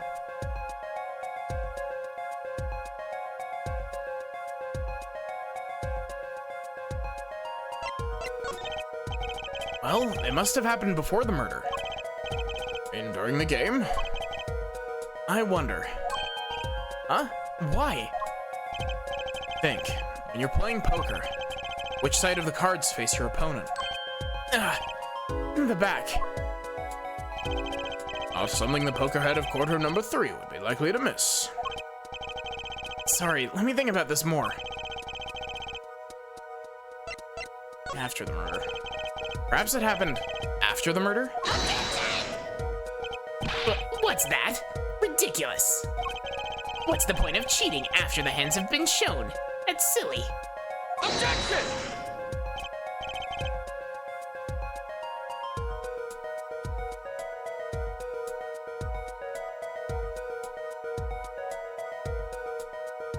Yes, but tell me, how do you swap cards during the game? I'll take silly over impossible. Take it from me, son. There's a lot of silly in this world, but there's very little impossible. Oh? Even when the backs of the cards are a different color. If you pulled that during a game, you'd be caught in no time. Ah. Quite true. That would mean that the blue card in question was swapped after the hands were shown, after the murder. Casually swap it while you're smashing his head in? Yep. Absolutely. Okay, this is going past silly and straight on to crazy. I ask again, what's the point of cheating after the game's over? Who would do that? Who indeed? That's one of the mysteries before us. It's another? Yes, a simple yet decisive question must be asked. Who swapped the red card for a blue card? Who? The game and murder is done. The victim is dead. Only 2 remain in the room, alive, that is. The defendant, Phoenix Wright, and our witness, Olga Orly. Okay, so who was it that swapped the red card for a blue?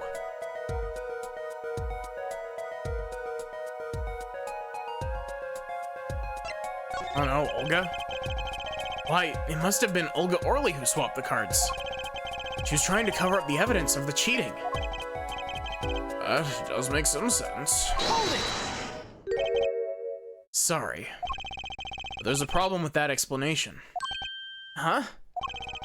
Swap's card was from the wrong deck. Yes, a blue card was stuck into a red hand. Mixing a card from the wrong deck when the backs are different colors? Remember that you're talking about Olga Orly. She was the dealer. Do you really think she would make such a novice mistake? Actually, I have trouble imagining even the judge making that mistake. Give it a little more thought, Apollo. Right. Okay, so who was it that swapped the red card for a blue? Someone else. The one who swapped the cards wasn't Mr. Wright, of course. And, well, it doesn't seem like it could have been Olga Orly either. What are you suggesting? That's hardly a logical conclusion, I'll admit. As the defense, I think it only makes sense for you to name Miss Orly at this point. Yes, I know. But she was the one who dealt the cards, right? I just can't believe she would make the mistake of swapping the wrong colored card.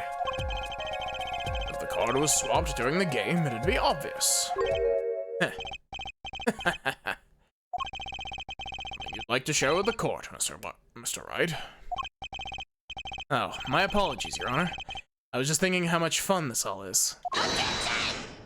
Fun? How about confusing? I have no idea what the defense is claiming, Your Honor.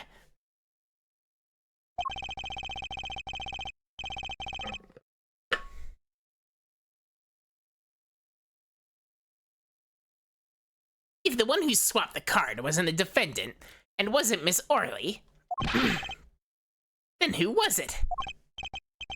Yeah, well, that's the question, isn't it? Precisely. Huh? I believe we're about to see this case take new direction. New direction? We'll find that, indeed, after the murder, someone swapped one of the cards in the victim's hand. And that someone made 2 critical mistakes. Sorry.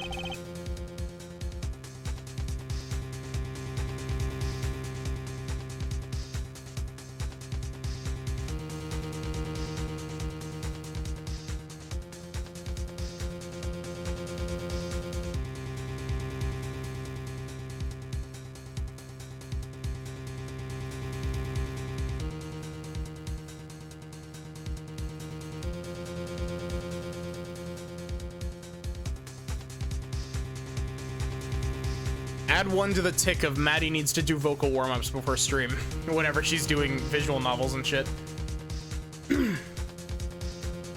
I'm sure you're going to tell us that the first was swapping the wrong color card. Because the one who did the swap didn't know the two colors of cards were being used. The other mistake was the number on the card.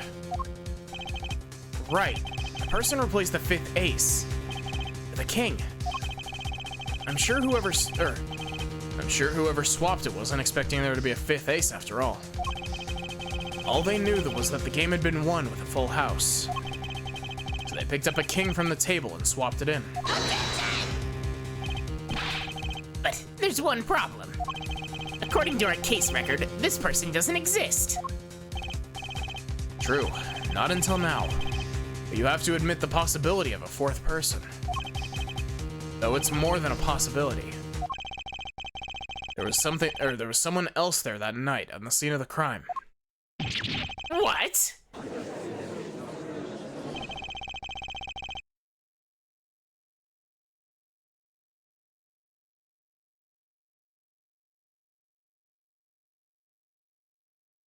I believe the judge spoke truthfully earlier. You do make trials ridiculous, Mr. Wright. Trial has proceeded on one central assumption. Namely, that at the time of the incident, there were only 3 people in that room. I believe this new evidence, shall we say, overturns that assumption. The problem is that you chose to conceal this information from the court.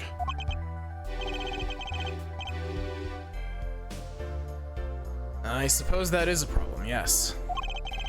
Court is adjourned for a brief recess. Mr. Gavin, I'll see you in my chambers during this recess. Certainly, Your Honor. Make sure you're wearing the butler outfit. I won't accept any less. Very well, the trial will resume in 20 minutes.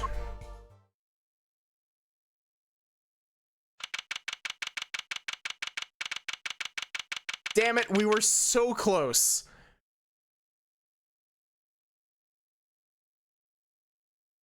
Genuinely. 2 days off.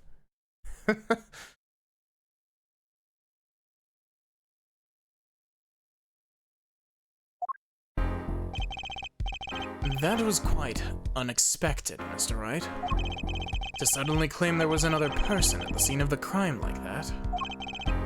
I must ask, is it the truth? Well now, I think you would know the answer to that. Alright guys, time to pack up and return 2 days later. Ah, being mysterious, are we? Sadly, I have no time for mysteries. I'd only ask that you leave the defending to your defense in the future. Otherwise, I cannot guarantee the outcome. I see you haven't mellowed out one bit, Kristoff. Justice. Yes, sir. The judge has summoned me to his chambers, so carry on without me. Yeah, it's great. You did well, Apollo. Oh, wait, that was... Whoops. Can I ask you something? Sure. That locket you wear, is that really yours, Mr. Wright? Ah, you're wondering about the victim's disappearing locket. There, you can take a look at it. That's a picture of my daughter in there. There she is!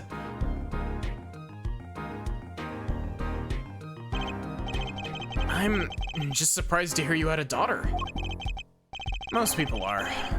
Perhaps you'll meet her one of these days. One more question. The one who cheated that night, was it you? What do you think? Huh? You know what happened 7 years ago? What I did. It's not unreasonable for you to think I might cheat. I never, honest, but it is odd that he managed to go undefeated for 7 whole years. Wanna know something? There's only one game where you can be dealt bad cards all night and still win. Poker. Yeah?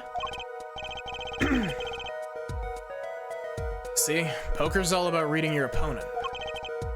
In that way, it's a lot like a court case. Poker is like a trial law? Figure out what your opponent is thinking and you win. Well, yeah, but that's harder than it sounds. I think not. And try as they might to conceal it, everyone reveals their true thoughts in the end. Their body language can become a valuable source of information. You're kidding! That witness, for instance, Miss Orley. She touched the back of her neck during certain parts of her testimony.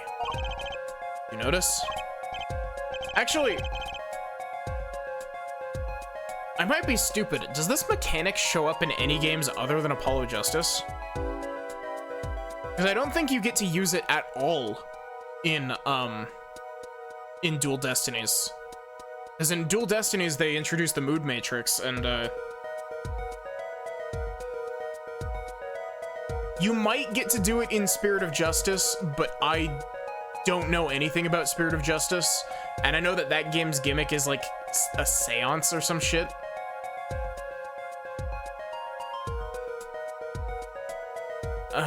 No. Come on, who'd notice that? Words, habits, twitches, it's all information for the reading. That's the secret to winning, Apollo. Someone taught me, and now I pass the secret on to you.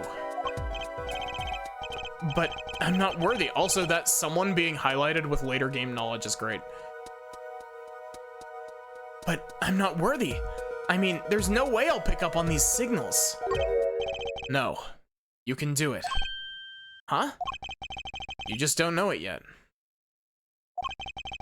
What's he talking about? But you will, soon. Ah, almost forgot. One more thing about this case. You should know, I haven't told the truth to anyone yet. What? I knew it! I have my reasons, of course. All shall be revealed. Apollo, I need you to be there, defending me. I need your power. Power? I had no idea my cords of steel were that special. It's time. Real trial begins now. Do your best.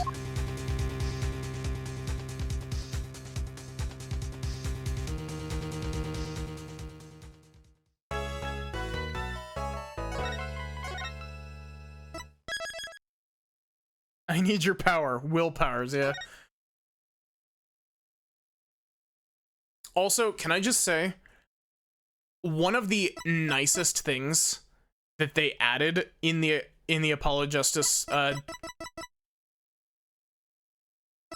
collection is apparently it's got very granular chapter select. Like, to the point where you can select each separate, like, you can select each separate chunk of any given case. So it's like, you know, you could start at the very start of Turnabout Trump, you could start at this save, you could start at the next save. Like, it actually gives you all of the save, like, the forced save options as starting points.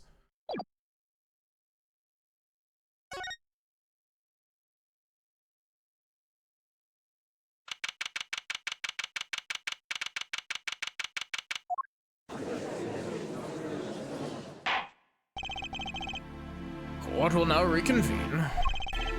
So our witness, Miss Olga Orley, recovered. Yes, Your Honor. Well, she's regained consciousness. Perhaps we can hear her version of the events again. That's the thing. You see, she's quite fatigued. You're looking a bit fatigued yourself, Mr. Payne. Sadly, fatigue is insufficient grounds for refusing to testify or prosecute. The defense would like to request that Miss Orley take the stand. Very well, the witness will take the stand.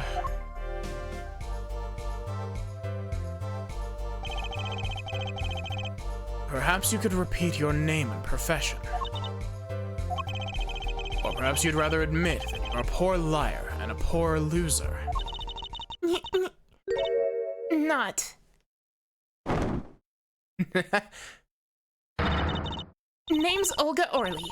That's the truth. I'm a pro dealer. People call me Olga Quickfingers Orly. My girlfriend loves me. I'm sorry, I had to. Oh, really? You want to know something else? I'm not really Russian, and my last name sounds like oh really. Oh, really? There, that's the truth. I hope you're satisfied. Witness. I think that's close enough. Witness, you'll tell the court what you were really up to that night. Fine, I'll talk. We had a plan, see? Let me remind you that you are currently under oath. Any further fabrications will have serious consequences. Fine. Like I said, I'm a pro.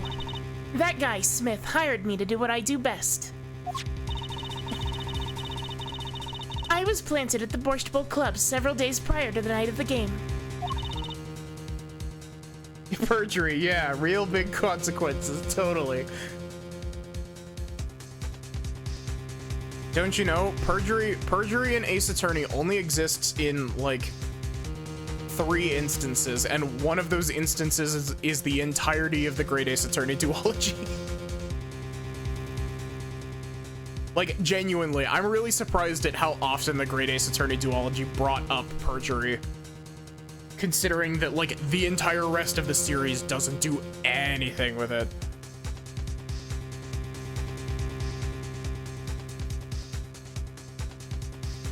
As a waitress.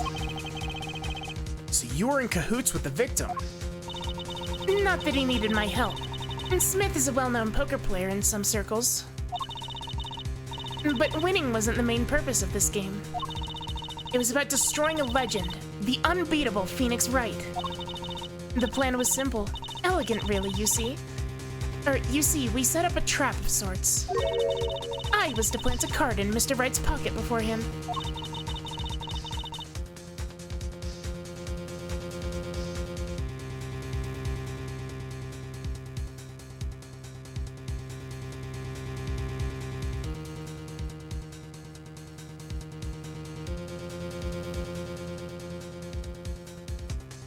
You know, I understand that,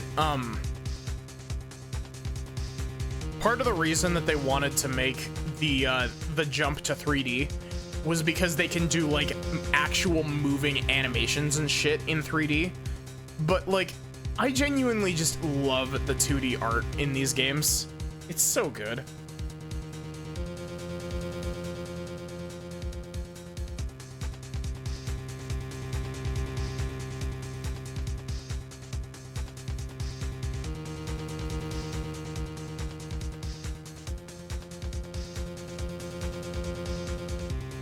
Though I will say, the Great Ace Attorney's models looked really good. Like, genuinely. Dual Destinies suffers from being, like... Technically, it's not the first.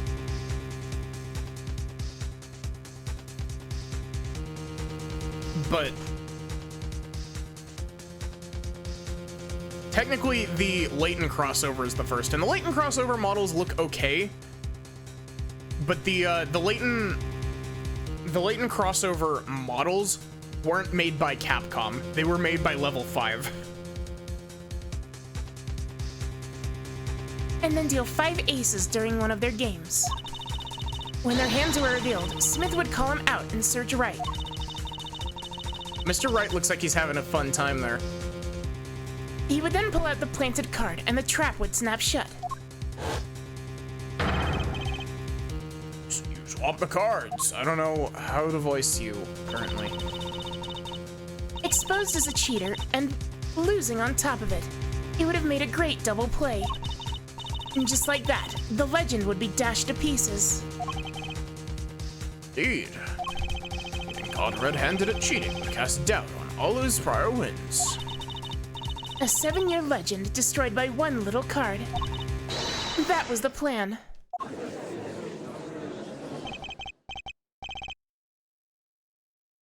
Only Edgeworth gets to do this, you know? True. Oh, really, Orly? How droll. But it appears you've made quite the mistake. Mistake? I agree. The trap was elegant. Yet, what happened to that planted card? Yeah, like, the 2D sprite work poses are very well done. Though, I do have to admit, like, again, The Great Ace Attorney is the best one that uses 3D models. Like, those two games look flawless, like, genuinely. They managed to get the Ace Attorney style into 3D in those games perfectly. And they were able to reap the benefits of it being 3D with, like, stuff like the Dance of Deduction and that stuff. Like, that stuff with all the sweeping camera angles definitely wouldn't have worked in 2D. Or at least not without a lot of funky stuff going on. Yet, what happened to the planted card? Hey, that's right. He's lucky, I'll give him that. You'd have to be to slip free from a trap laid by Olga Quickfingers Orly. Oh, really? Goodness would be much cuter if she dispensed with the evil mastermind shtick. Rude. Cute. Who wants to be cute? I'm not cute. I'm bad, you hear me? Bad. Only my girlfriend is allowed to call me cute.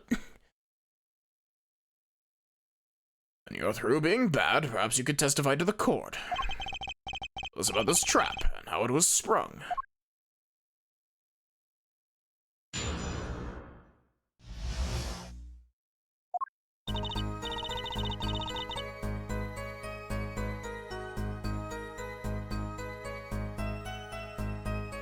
That night, I planted the card like I was supposed to. And Wright lost the last hand, just like he was supposed to. Then Smith searched him. Who do I think is Olga's girlfriend?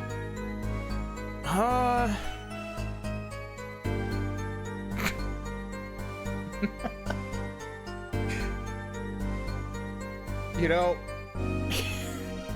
can I just say, the first character that came to mind was fucking Lotta Hart. I don't know. Franziska's girlfriend would 100% be Adrian Andrews, not...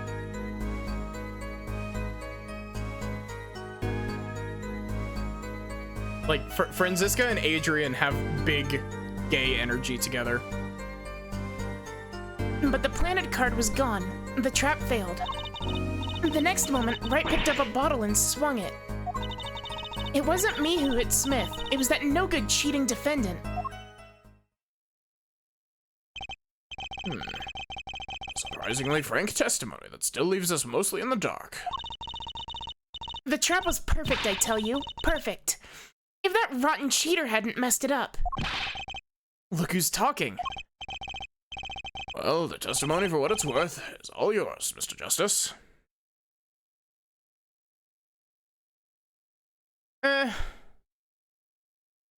Maybe, like, I personally, feel like Maggie and Gumshoe fit together, like, too well to pull them apart.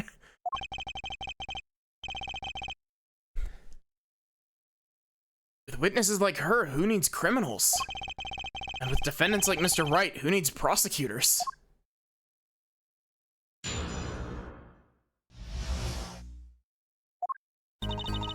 That night, I planted the card like I was supposed to. Hold it!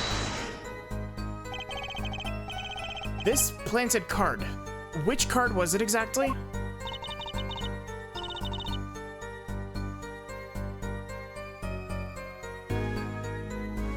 The trump card, the 5 of hearts. Yes, Mr. Wright was to have switched the 5 of hearts with an ace to make a full house. least that's what you were going to accuse him of doing, thereby ruining his legend. I slid it into Wright's pocket.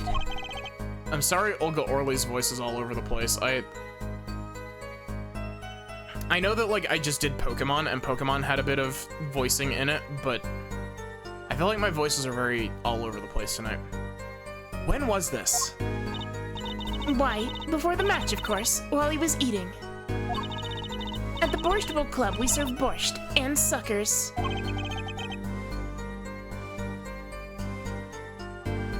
And me never to go there.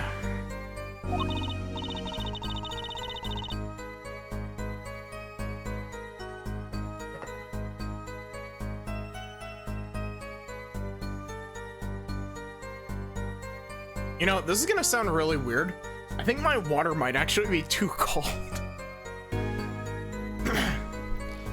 Of course, the card was to make its grand debut during the game. Like a good borscht, a good plot must be cooked up early and allowed to thicken. And Wright lost the last hand, just like he was supposed to. Then Smith searched him. Hold it! So, everything went according to plan. Exactly. The fifth ace came up, so it's obvious the switch went off without a hitch. Once the extra card was found in his pocket, Wright would be forever known as a cheat and a fraud. Worst things to be known as, I suppose. Tell us what happened with the search. But the planted card was gone. The trap failed. Hold it! Card disappeared? Yeah, my trump card, the Five of Hearts. Gone, without a trace. Poof, Zippo. We searched every nook and cranny, even inside his cute little hat. But the card was nowhere to be found. Is this correct? Never in my long storied career, never has Quick Fingers Orly been so readily duped. Oh, really? So what did happen to that Five of Hearts? He really was getting the only Edgeworth does this treatment. Don't look at me. Why don't you ask that cheating, lying, two-faced defendant? The Five of Hearts is still missing in action. The next moment, Wright picked up a bottle and swung it. Hold it! Wait, isn't that a little odd? What's odd? You searched Mr. Wright, thoroughly and found nothing. I like the, you searched Mr. Wright, thoroughly. Which means he didn't cheat, which means he had no reason to strike the victim. Well...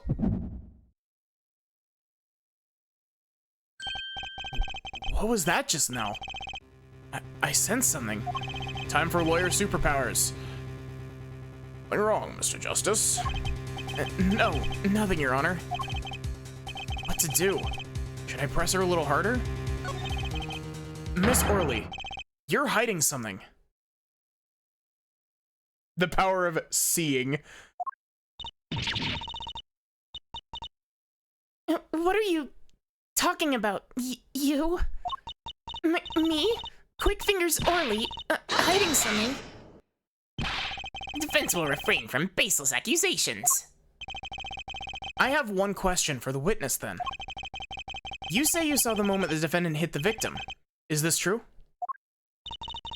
Of course it's true. I did see it, honest. I saw it when Mr. Wright hit him. With my own eyes, I saw it. What is this weird vibe I'm getting? It's your bracelet squeezing your arm.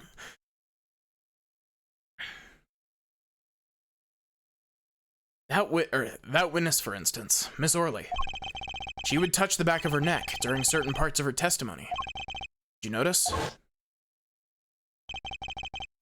Touching her neck, was it?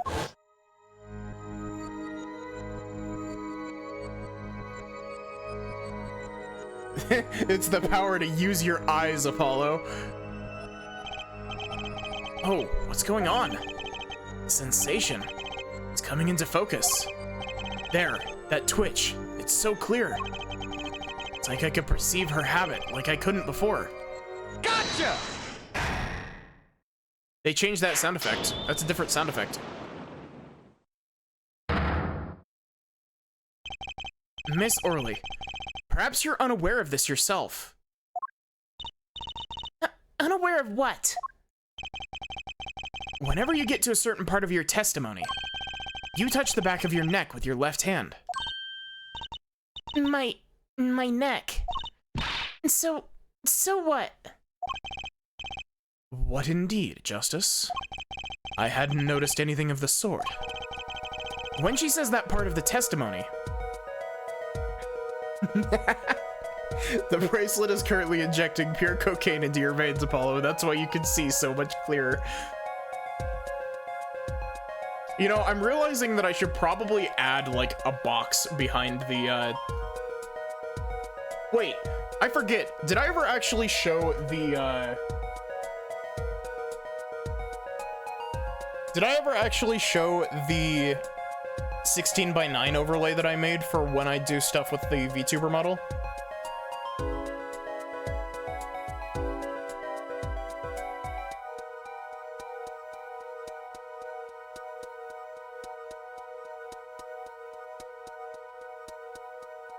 This. Of course, like, resized and everything, like, with the game resized so that it's, in the box, but... I made that one myself, actually.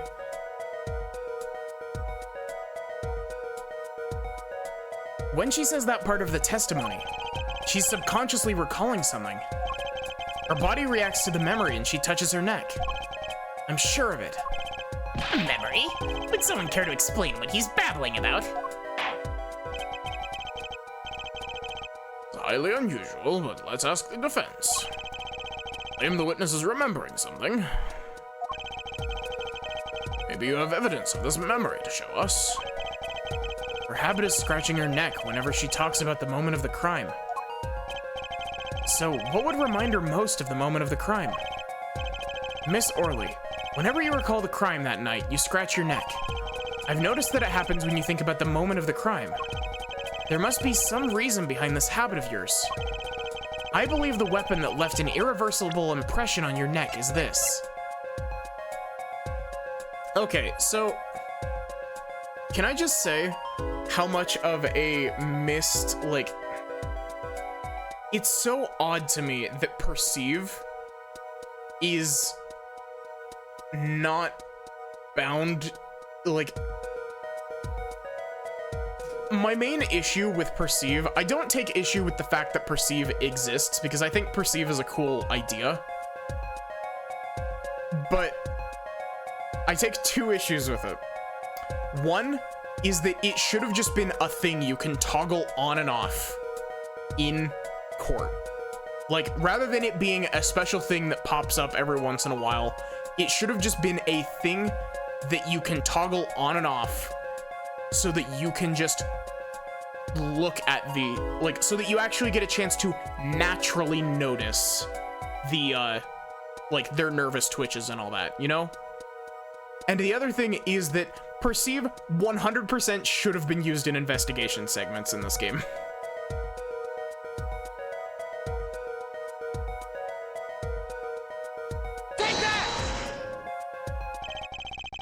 Whenever she talks about the moment of the crime, she touches her neck. And what reminds us more of that moment than this bottle, the murder weapon? But something doesn't fit. If you were only the witness to the crime, why would that make you touch your neck like you're in pain? What's he talking about now? It was Mr. Smith, the victim, who was hit, not you.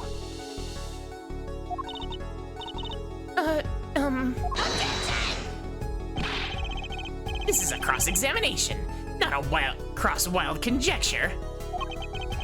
The witness habits, they're completely irrelevant. Justice. I'll admit I'm a bit confused myself.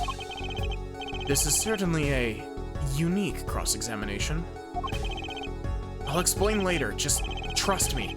Now's our only chance to break her.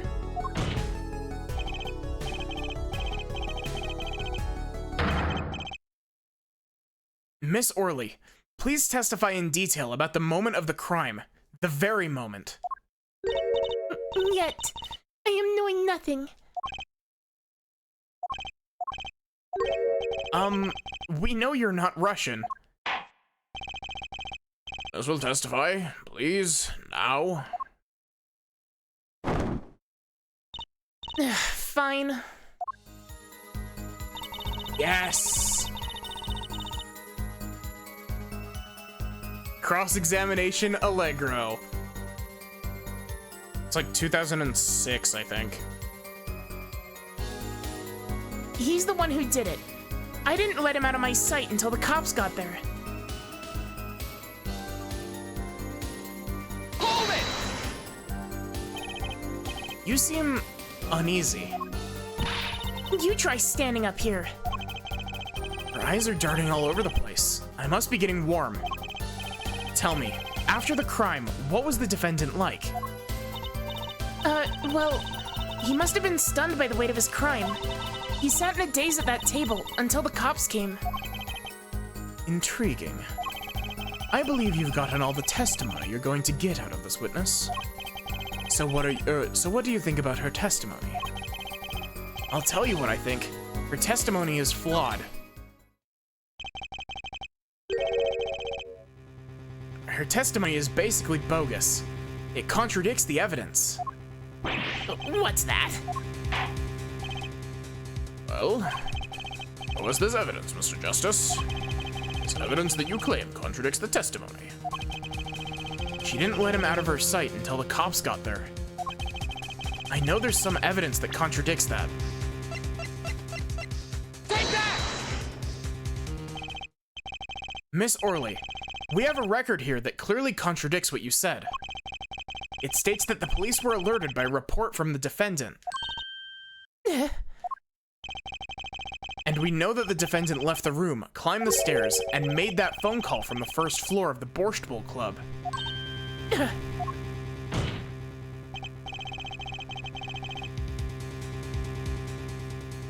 So explain how you kept your eyes on the defendant when he left the room entirely.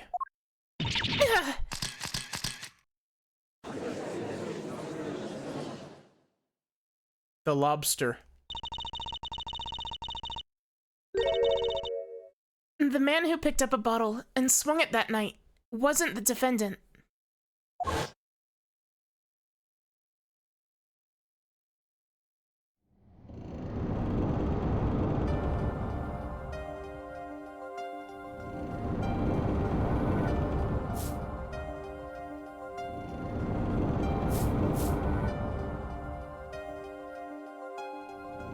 Showdown time. You dirty cheat. Check his pockets, now. That's... okay. Yeah, it's gone. The card's gone. You lose. Ah.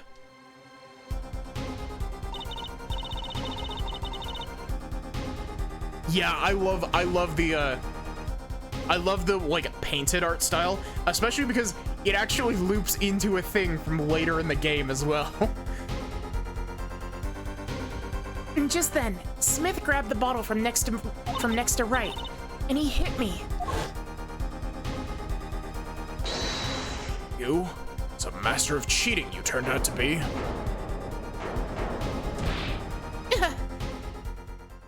I wasn't prepared to do that, but it caught me off guard. That's why that came out weird. When I came to, It was already dead, is that it? that's why I couldn't reveal who I really was. If it came out that I was in league with Smith, I'd be a suspect for sure. Well, where does this leave us? Madness! This is madness! I'm dreaming!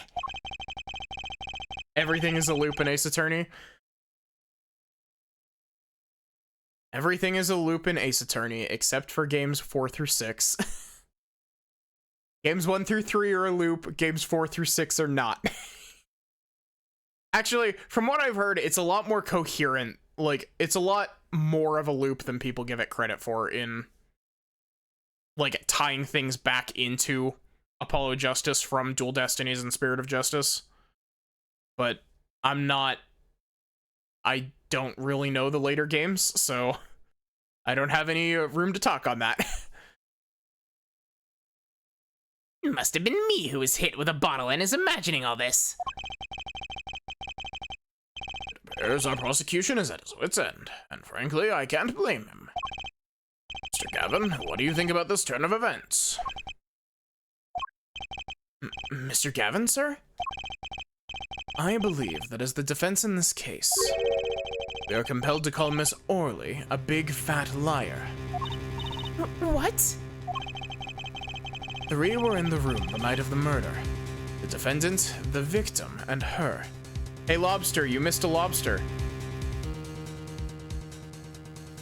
How are you doing? I hope that you're doing good. 3 were in that room the night of the murder. Defendant, victim, and her.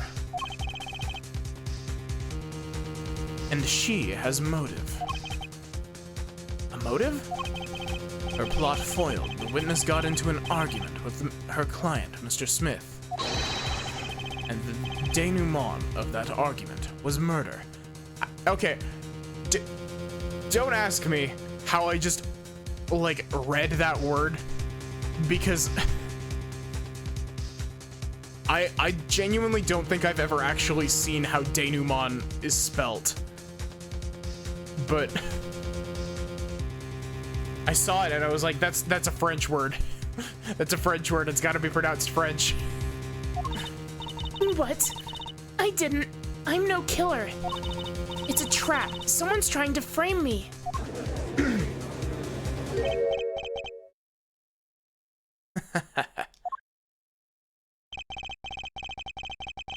Is that even a word? It sounds like a Digimon. What tangled webs we weave when we practice to deceive. So tangled we catch ourselves in the process. Mr. Wright? Such a hasty conclusion. It's not like you, Christoph Gavin. What are you saying? Why not consider the other possibility? That there was another person in the room at the time of the murder. Right, like Mr. Wright was saying before recess. A single card was swapped into the victim's hand after the murder. One who swapped the card didn't know the 2 colors of cards were being used. A 4th person. This theory again. Your 4th person doesn't exist. Indeed. That's why I decided to bring this case to court. Here, where there's no escape and no chance for deception. The perfect place to catch the real criminal. Real criminal. And we're in luck. Clue to the real criminal's identity was kindly provided for us. And right at the beginning of the trial, no less. What? Apollo, perhaps you know what I'm talking about? Sorry. Remember what I said. 4th person who swapped the cards made one critical error. He or she wasn't considering the color on the backs of the cards. I need water. Putting my throat through the cords of steel workout.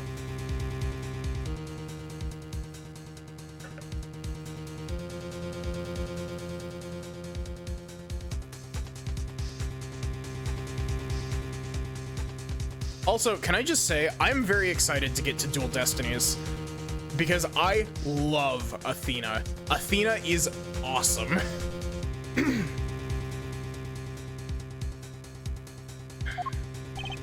The real criminal is society. What is this, Persona 5? Right, but how could such an obvious mistake occur? The cards used for the last game were red. Yet, there's one person here, in our court, who thought those cards were blue. Yeah, I had that impression too, but why?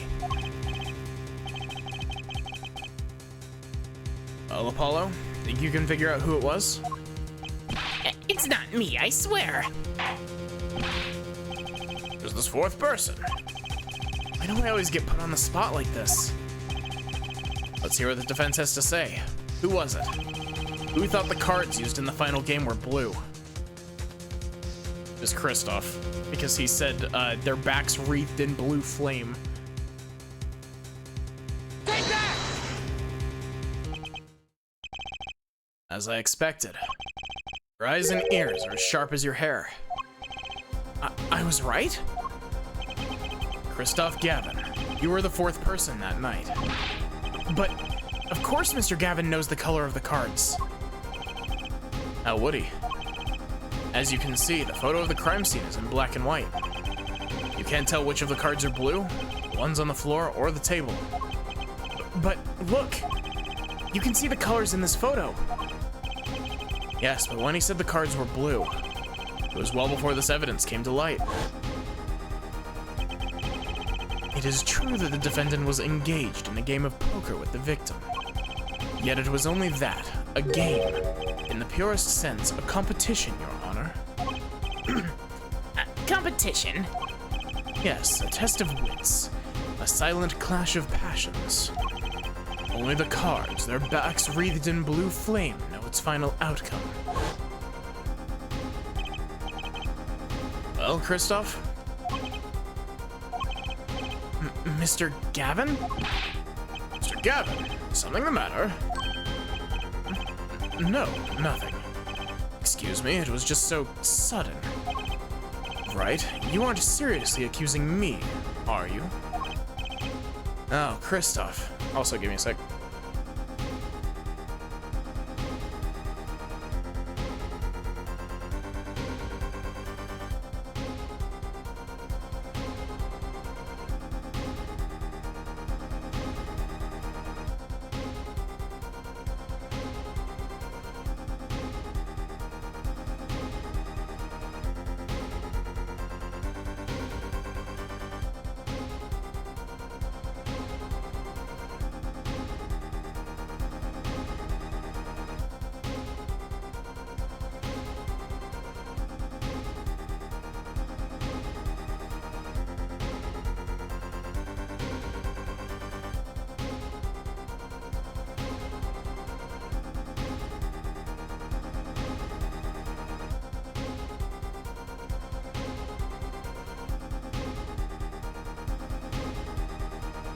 Sorry that I keep having to pause.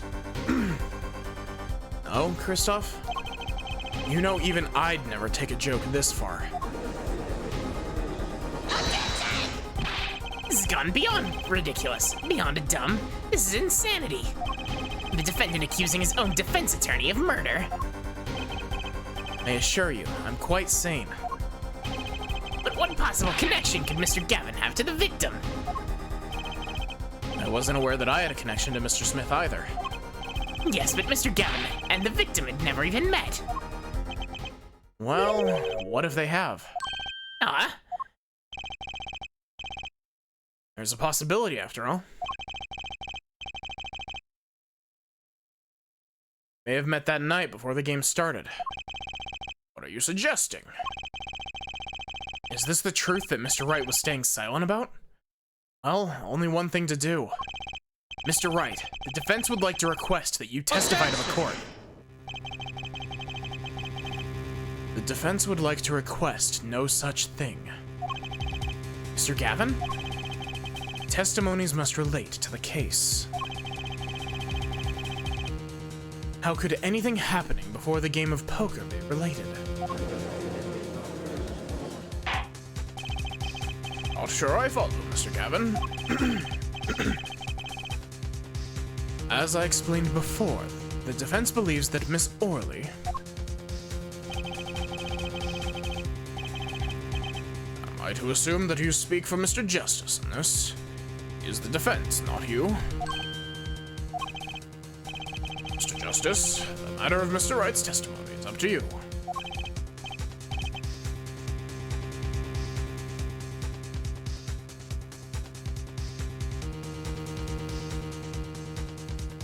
Oh yeah, his motive doesn't matter because it happened before the murder.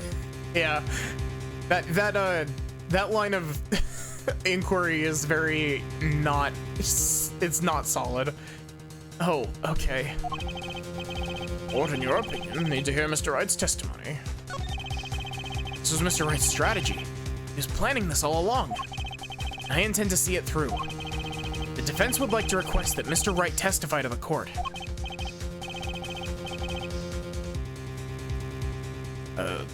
French, I assume. Et who? Justice, you would betray me, your teacher. I'm sorry, Mr. Gavin. This isn't about loyalty. This is about the truth. Very well. The defendant, Mr. Wright, take the stand, please.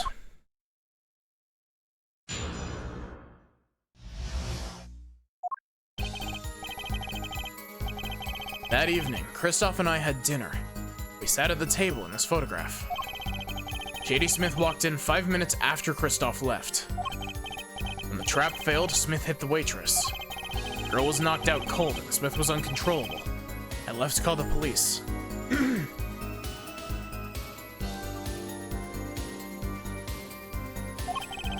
When I returned, he was dead, blood streaming from a cut in his forehead.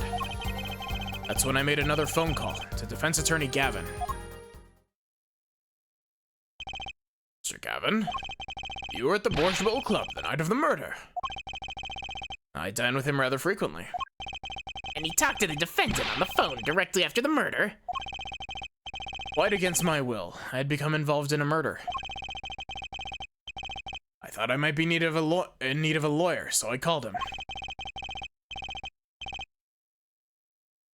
You were planning this all along, weren't you, Wright? Just because you wanted to drag me into your little murder trial? The only thing I want is the truth. As I did back then, and now. I thought my office was doing you a favor when we took on your defense. It appears that I was wrong. Very well, the defense may cross-examine the witness. Justice. Sir?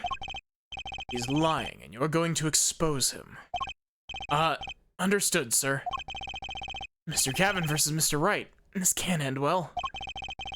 Why can't I have a normal trial? The why can't I have a normal trial just made me think of, why can't we have a normal field trip? Please let it be a normal field trip just this once. Or whatever the Magic School Bus line is, I don't know. I haven't seen Magic School Bus in forever. That evening, Kristoff and I had dinner. We sat at the table in this photograph. Hold it! You had dinner with Mr. Gavin. Yes, he dines with me at the Borscht Bowl Club quite frequently. We were enjoying a usual dinner at our usual spot, as usual. Usual? As if the Frizz would commit a normal crime.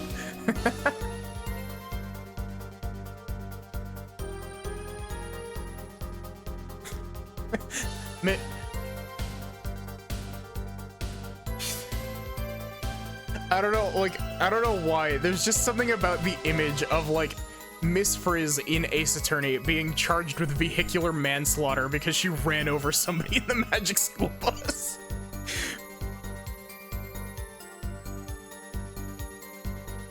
I always eat at the table closest to the piano. I see. Where Mr. Smith was sitting. To the plates and such are on the table from your dinner. Indeed, the remnants of my meal with Kristoff. We dined for 2 hours, then Kristoff left. After that, J.D. Smith walked in 5 minutes after Kristoff left. Oh, whoops. Hold it! 5 minutes. Also, weird thing, I had to pull up a piece of, like, official art to get the color for Apollo's eyes, because the color of Apollo's eyes in this is, like, gray-ish, but his eyes are brown. Also, can I just say, I love the Switch's zoom in feature. It's always nice. It's nice having it. So the two of them could have passed in the restaurant during that time. That would have been a fateful encounter, to be sure. Oh, Mr. Wright, what was it that you said? Christoph Gavin and Shady Smith may have met. I believe I did say that. Here I was all nervous about this meeting. And now we hear they just passed in the hall. That does seem a little weak as pretense for murder. Oh, it would be, if that was really all that happened. Come on, Mr. Wright, what are you hiding this time? Trap failed, Smith hit the waitress. Hold it! About this failed trap. This is the same trap that Miss Olga Orley mentioned. The plan was simple. Elegant, really, you see. We set up a trap of sorts. It was to plant a card in Wright's pocket beforehand. And then deal 5 aces during one of their games. When their hands were revealed, Smith would call him out and search Wright. He would then pull out the planted card and the trap would snap shut. You swap the cards. However, whichever voice I'm supposed to do for that. I hate it when they give unattributed text boxes. Just like that, the legend would be dashed to pieces.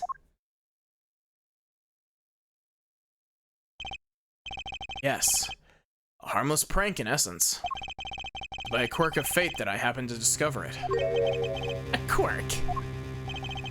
I happened to put my hand in my pocket and found a card. Card she'd planted. Yes, I snuck a peek at it and found that it was the 5 of hearts. I had a feeling something might happen, so I disposed of the card before the game. Disposed? Where? There was an empty bottle of grape juice I'd been drinking right beside me. I threw the card inside the bottle. An empty bottle of grape juice? The murder weapon? Yes, I rolled it up and shoved it in. Colored glass makes it hard to see. Battle of wits between the deceiver and the would-be deceived.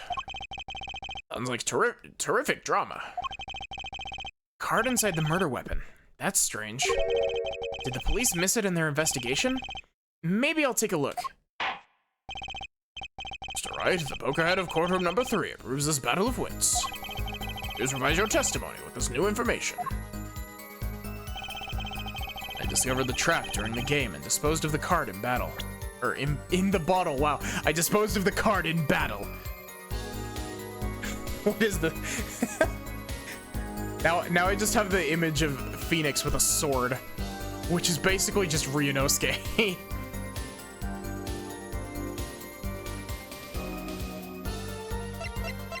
Objection! Mr. Wright, if I may. Yes? I've examined the bottle, and I don't see any card in here. No? This specific sprite of Phoenix looks like it looks like he's drunk. I think it's like the different like eyes, like the different shapes of the eyes makes him look like he's out of it. What, Mr. Wright? Early ellipsis isn't all you have to say for yourself. I can't say I know what happened to the card. I did put it in that bottle, however.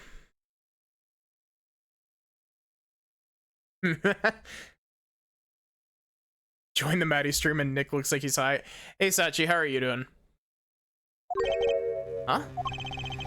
Perhaps a 5th person came and took it out. Oh, and a 6th person could have helped. Mr. Gavin, Mr. Wright is your client. You're doing? My apologies, Your Honor. I won't have you disparaging our investigation either. We looked inside that bottle. There was nothing. So what's going on? Is Mr. Wright hoodwinking us again? Or did the card just disappear? In any case, please continue the cross-examination. I'm afraid decisive contradictions call for decisive evidence. Oh. Push him harder, Justice. Break him. It's just you and the witness in the ring. Go for the KO. Why do I get the feeling we're not on our client's side anymore? That evening, Kristoff and I had dinner. We sat at the table in this photograph.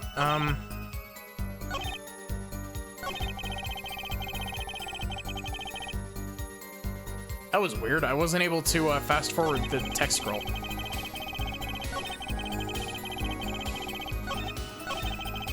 Oh, that's that an option I can toggle?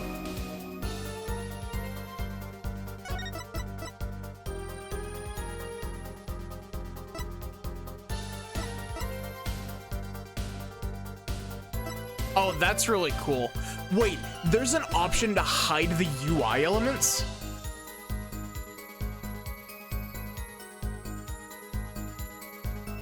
Aw, I'm sorry, Sachi.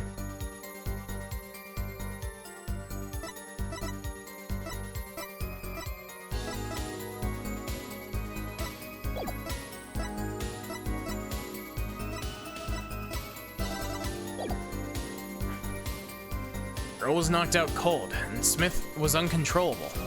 I left to call the police. Hold it! You made the call to the police from the first floor of the restaurant, correct? Exactly. Cell phones don't get signal down in the hideout. Was anyone else on the first floor at the time? Not a soul. It was the middle of the night after all. So there in the darkened restaurant, I called the cops. After making the call, I returned to the hideout. It didn't seem right to leave the injured waitress alone. I returned, he was dead, blood streaming from a cut on his forehead. Oh, he was wearing a hat when, yeah. Objection! Mr. Wright, if I may. Yes? Take a look at this photograph of the crime scene. See the victim here? He's wearing a hat. I wouldn't think you could see blood on his forehead. Good point. Justice. Next time you point out an inconsistency, put a little more oomph into it. Mr. Wright, can you explain this to the court? Ah, I forgot to mention something.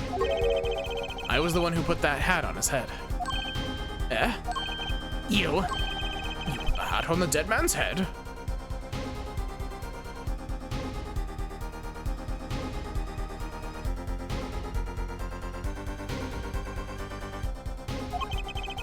He wore it through our entire poker game. After calling the police, when I returned to the scene, his head was in full view. Shining bright, just like in this photograph. And picked his hat up off the floor and put it on his head. How messy do you think Phoenix's hair gets when he takes his beanie off? Why do you do a thing like that? All I can say is, I'm sorry. That's the only thing I touched at the crime scene. So, Miss Orley didn't see it. It being the victim's, his head. I'd think not. She was out cold. I believe I was the only one who witnessed his head. Ah, here we go again. Mr. Gavin? Pardon. It just seemed that our client is determined to lie his way through this case. Hey, he's still our client, isn't he? I believe that's enough of that. Mr. Gavin, this witness's testimony is more like a travesty. It's riddled with lies. I'm beginning to see how you came to lose your attorney's badge 7 years ago. Well, you certainly have a unique way of treating your clients, Kristoff. I never knew. I believe it was you who threw the first stone. Mr. Wright, if you intend to ever tell the truth about this case, it's now or never. Don't be misled. I haven't told a single lie here. When I noticed the trap, I put the card in the bottle to dispose of it. And when I put the hat on the victim's head, let's just say I had a reason for doing that as well. Reason? That reason is right here. Your cell phone? That night, recall that I spoke with Defense Attorney Gavin after calling the police. Just in case, I recorded our conversation. What's this? Now that we're all here, I see no reason why I shouldn't play it back for the court.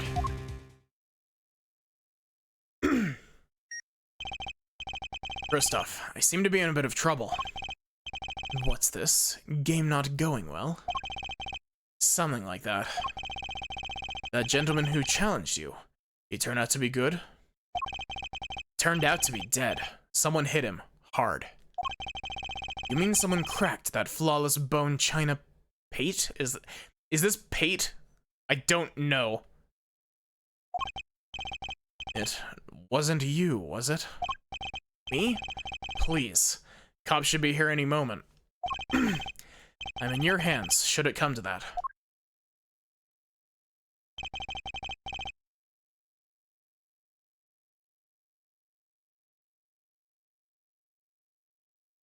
Real quick, I'm gonna hit you with a quick BRB. I will be back in a moment.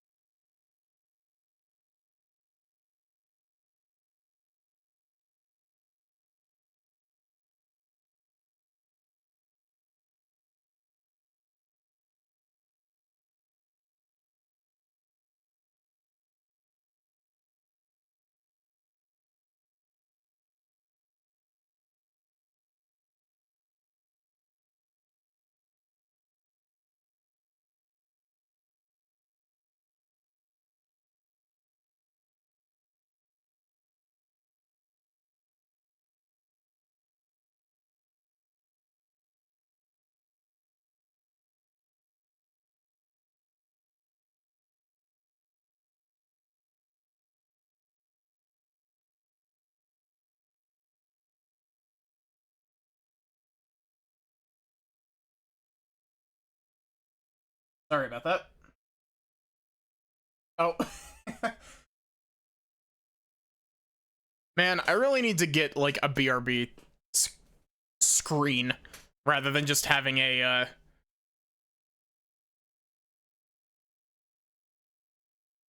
rather than just having a text that I put up on the screen.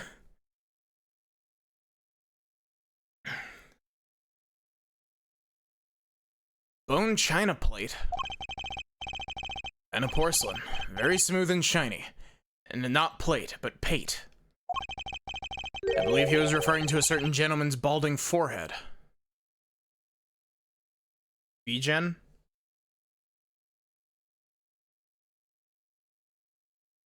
Can you, send me a link or something, Sachi? Court appreciates the defendant's discretion, not indicating my forehead. Wait a second. Something's not right about that phone call. So, after Mr. Gavin ate dinner with you, he left the Borscht Bowl Club. Most certainly. Then how did he know?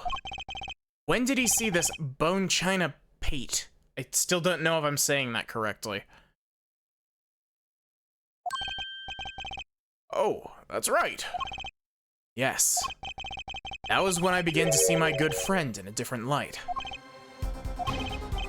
Troubled, I returned to the crime scene. When I spotted Mr. Smith's head again, I realized exactly what was wrong. Well, Mr. Gavin, the stage has been set.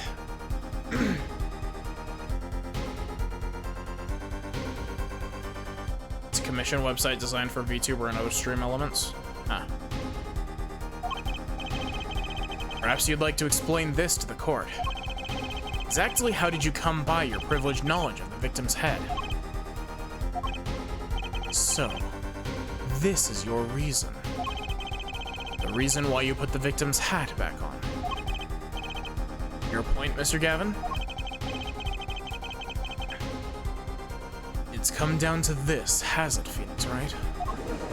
That wasn't quite your voice, but okay. I think my, I think my throat's starting to realize, like, it's been a bit since I've done this heavy of a voice acting game.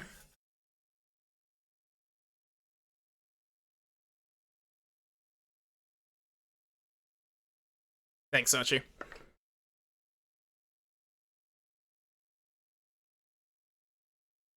Order! I will have order, Mr. Payne. Yes, Your Honor. I believe this court has been left with no other choice. Are you prepared to hear Defense Attorney Gavin's testimony? Yeah. Well, as the prosecutor, I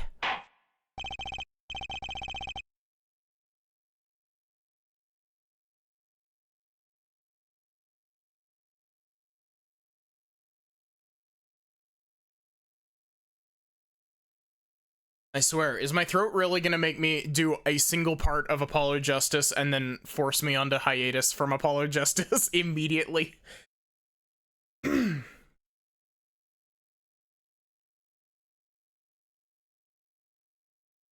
well, we'll break for 10 minutes.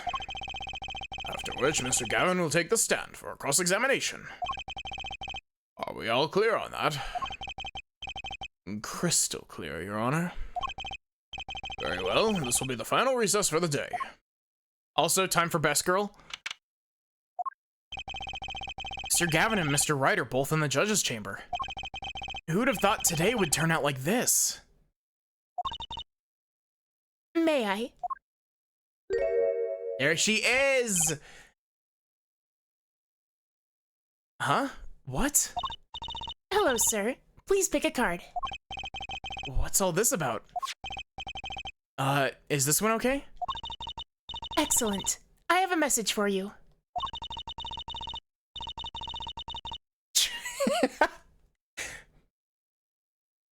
I love that just everyone in chat is just child.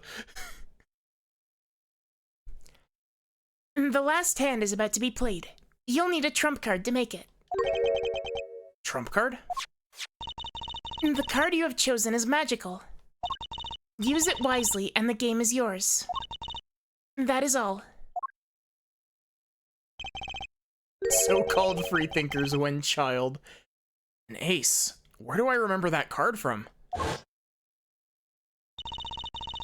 Mr. Smith's hand has 3 aces, and Mr. Wright's 2.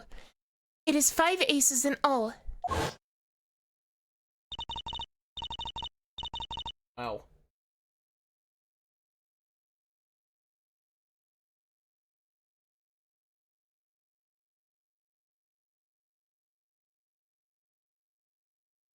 I'm not gonna lie. That is the first time in almost a year that I have gotten a bot in chat. Which is a minor miracle, I will add. But genuinely, I have not had bots in chat in forever.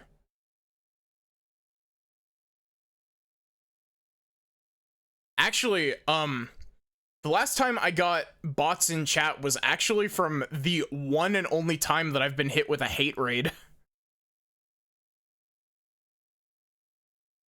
It is true. I have seen it. The 5th ace.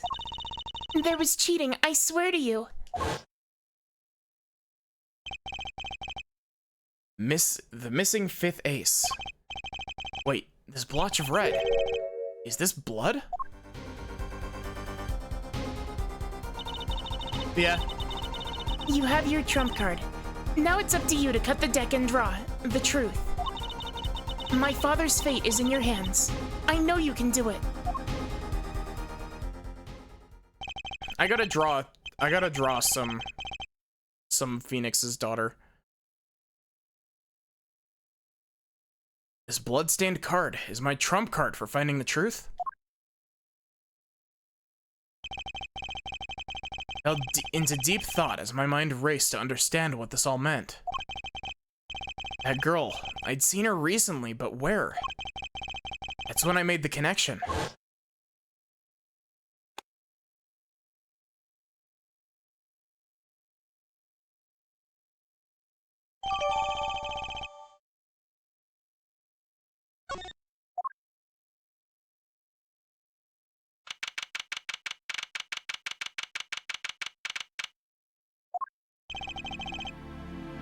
Court will now reconvene. Defense Attorney Christoph Gavin, please take the stand. Now then, if you would, Mr. Payne. Yes, Your Honor. Well, the witness state his name and occupation. Is this farce necessary, Your Honor? Believe me, far stranger things have gone on in this courtroom. Phoenix had me cross-examine a parrot once. And a killer over a radio. And in about a year, he'll have me cross-examine an orca.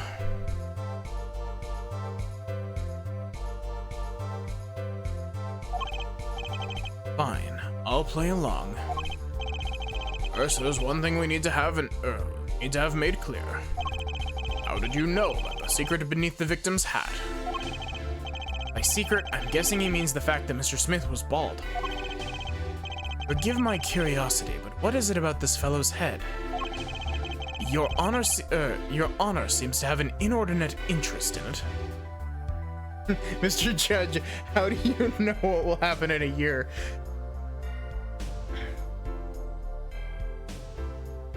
Don't you know, the instant that you sit in this chair, you gain knowledge of your entire life all at once. I see Mr. Wright back in the courtroom later in the timeline. And boy, is it something else. He's got 2 protégés underneath him. And I see a man who, wields a imaginary katana. But it can still cut shit. I fucking love Simon Blackquill, he's great. Objection!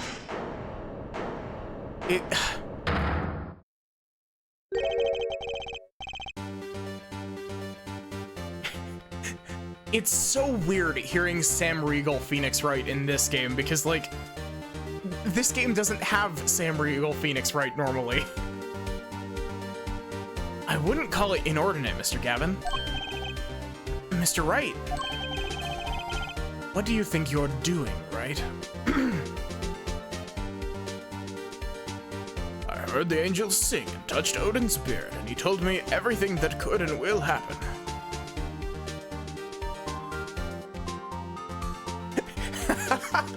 You know the cutscene from Ace Attorney 2 that's like, I think it got repurposed into one of Phoenix's supers in Marvel vs. Capcom 3, where it's like the big judge with the giant gavel, like smashing Phoenix. That was just, that actually happened. That was the judge and Phoenix's confrontation at the end of time. What do you think you're doing, right? Wow, things sure look different from the other side. Know what I mean, Apollo? Speaking of looking different from the other side, let's consider something for a second. Victim wore that hat all night, never once taking it off, except for that one time. That one time being the instant he was hit. Oh. I've also seen Mr. Wright defending a man named Majima. It was definitely an interesting trial. Definitely think that some things didn't add up there, but I'm not here to question it. That's a real thing, by the way. Like, Project Cross Zone 2, Phoenix says that he defended Majima in court. Mr. Wright returned from reporting the crime. The hat was lying on the floor. Mr. Wright picked it up and placed it on the victim's head. In other words, in order to have seen Mr. Smith's bald head, you would have had to been there in the hideout at the time of the crime.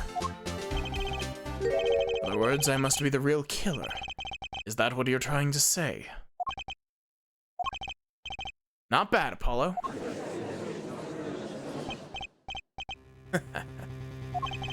Mr. Gavin? Afraid that I haven't been entirely honest with the court. What?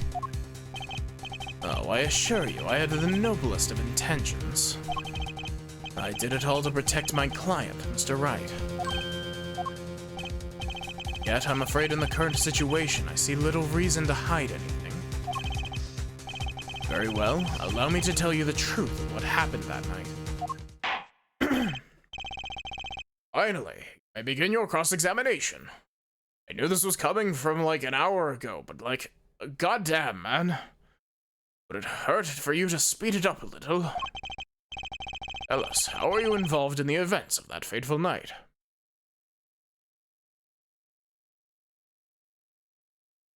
You think? Okay, I just had the stupidest of thoughts. Like, I'm thinking of like Kingdom Hearts shit, and I was like, the judge is just the Master of Masters from Union Cross. He's omnipotent. He put his eye in a keyblade, and that's how he can see all of the future. Tell us, how were you involved in the events of that fateful night?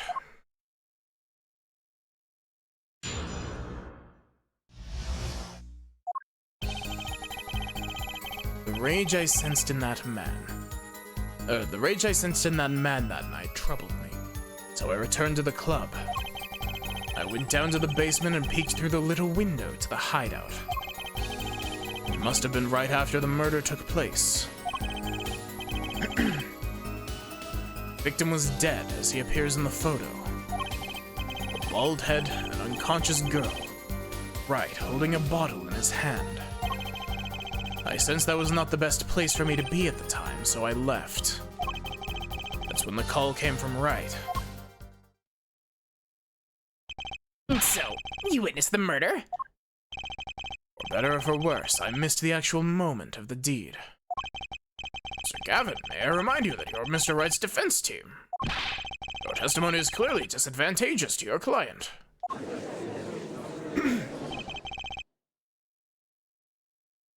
What else could I say? I'm standing on the witness stand after all. So you are, Mr. Gavin. And you had to testify as you just did. You had to tell them you saw the scene of the crime through that little window. Mr. Wright? You had to say that, because that was the only probable window of opportunity, right, Apollo? Oh. Mr. Wright, the defense should do the cross-examination, not the defendant. Mr. Justice, are you prepared? Yes, Your Honor. Can't believe I'm going up against Mr. Gavin. He's trial is getting weirder and weirder.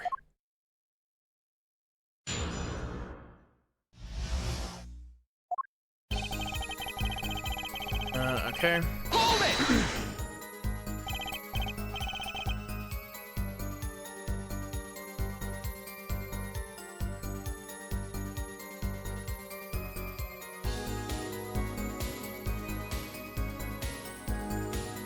That man, you mean Mr. Smith, was different from the other customers. His aura, shall we say. I knew he was a serious poker player, but it was more than that. And you knew the true nature of your client's job. Morgan says hi.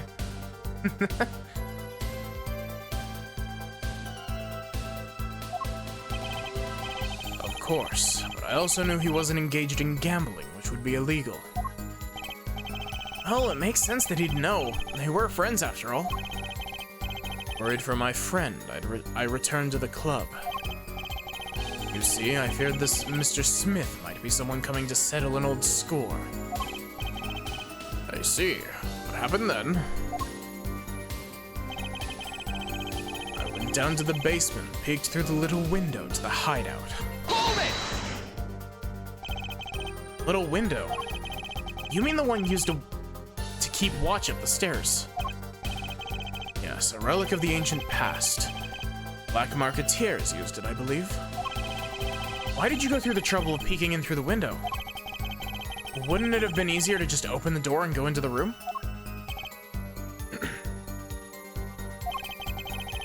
Didn't want to upset Wright, you see. Upset Mr. Wright? Yes, what if my fears had been unfounded? I'd be walking in on their match. Bad form, to say the least. So far, everything he's saying makes sense.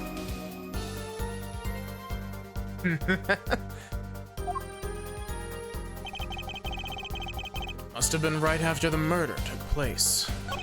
Oh, whoops.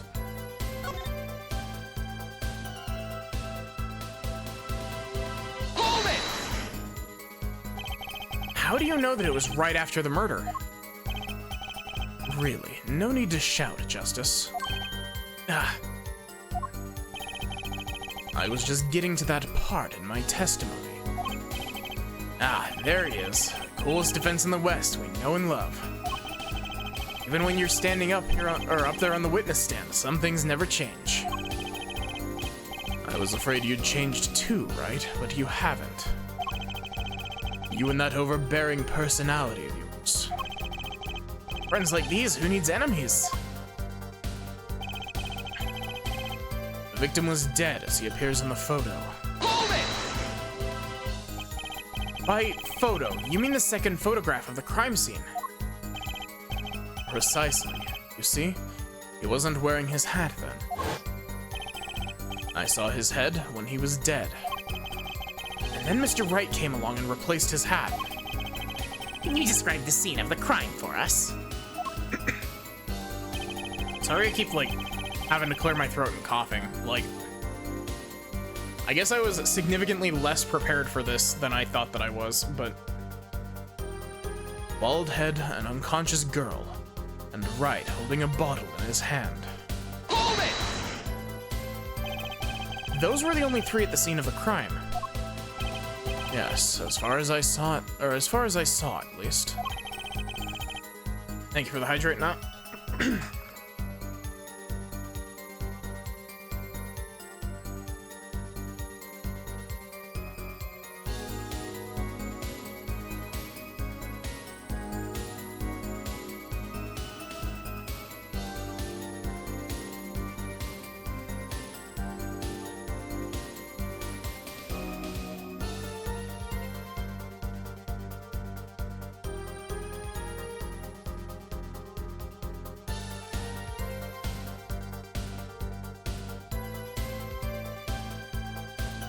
Man, it would really suck if I had to put this on hiatus after one stream.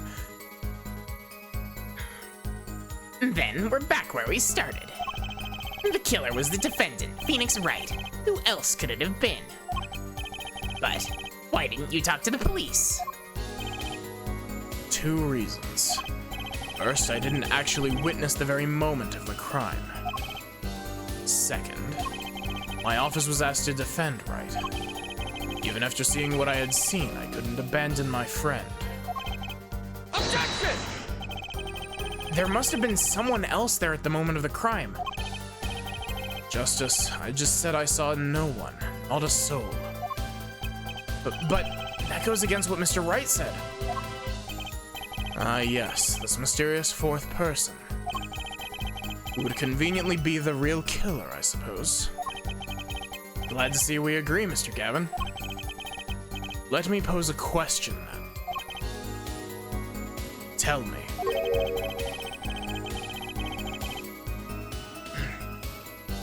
What possible reason did the real killer have to swap cards in the victim's hand?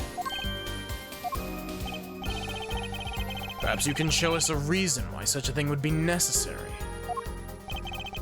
How can I show something I can't find myself? Remember, Apollo. The card that was swapped out was the fifth ace. Fifth ace. Right. Well, Mr. Justice, the question of why the killer would swap out a card has been raised. Point to a reason. Give me a sec. I want to get a screenshot real quick. Not yet. No, not yet, Your Honor. Not yet. Ha! Pathetic. Not yet. Try not ever. Well, Mr. Gavin, oh, I'm willing to wait for as long as it takes. Great. I don't even know what the heck I'm looking for. Apollo. Yes, sir? Don't forget, you already know the answer. You just don't realize it yet. I already know the answer. Take a moment to think it over again, okay? Okay, none of your... Is it gonna be a problem for you to cross-examine your own boss? I'm fine. Who was it that taught me to never pull punches in a cross-examination? It was you, Mr. Gavin. I learned it from watching you.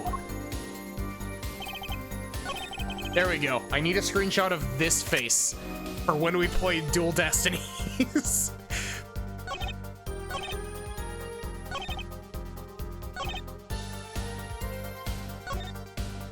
Hold it!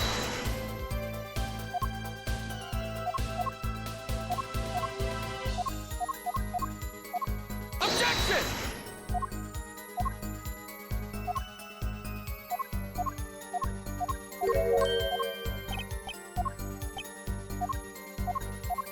Wait, does mashing the B button result in faster text scrolling than holding the B button?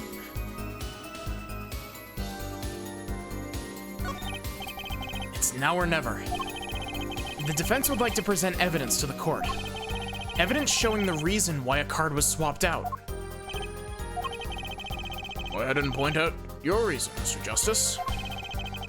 Why did the killer take the fifth ace? Take that!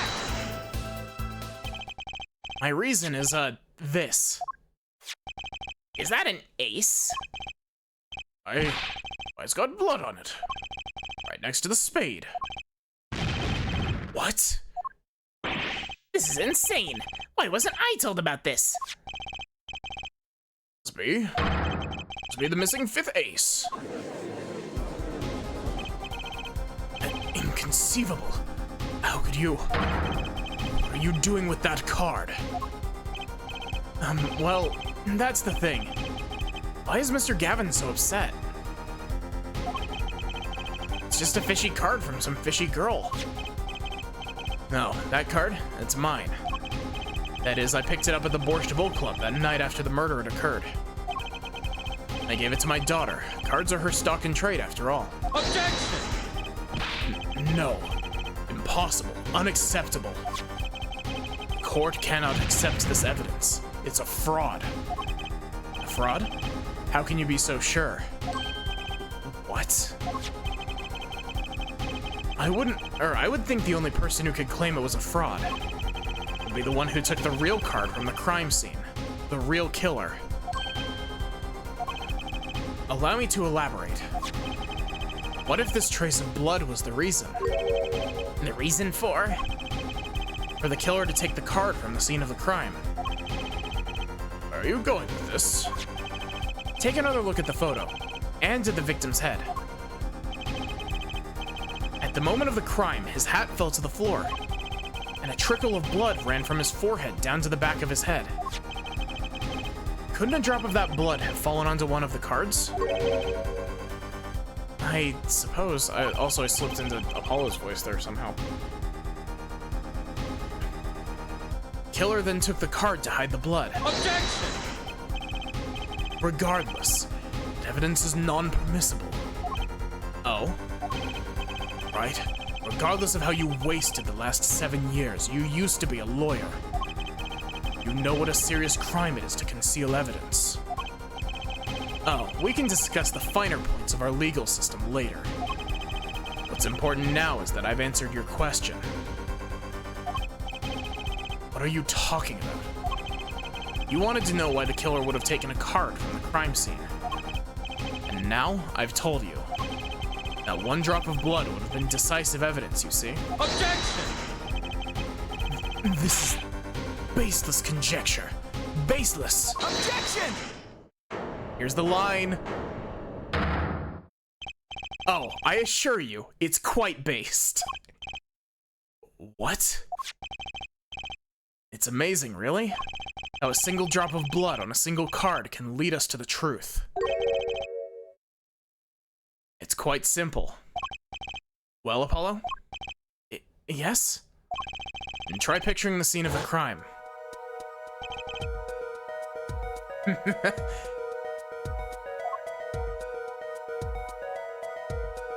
Oh, revolutionary DS 3D. Good to see that they didn't up the quality of the models or the frame rate here. Murder took place in the hideout. The body of the luckless victim was found at the poker table. Before the killer swapped the card out, there was a single card with a drop of blood on it in the victim's hand. Given this, there's one decisive problem with the scene. Oh, what is it?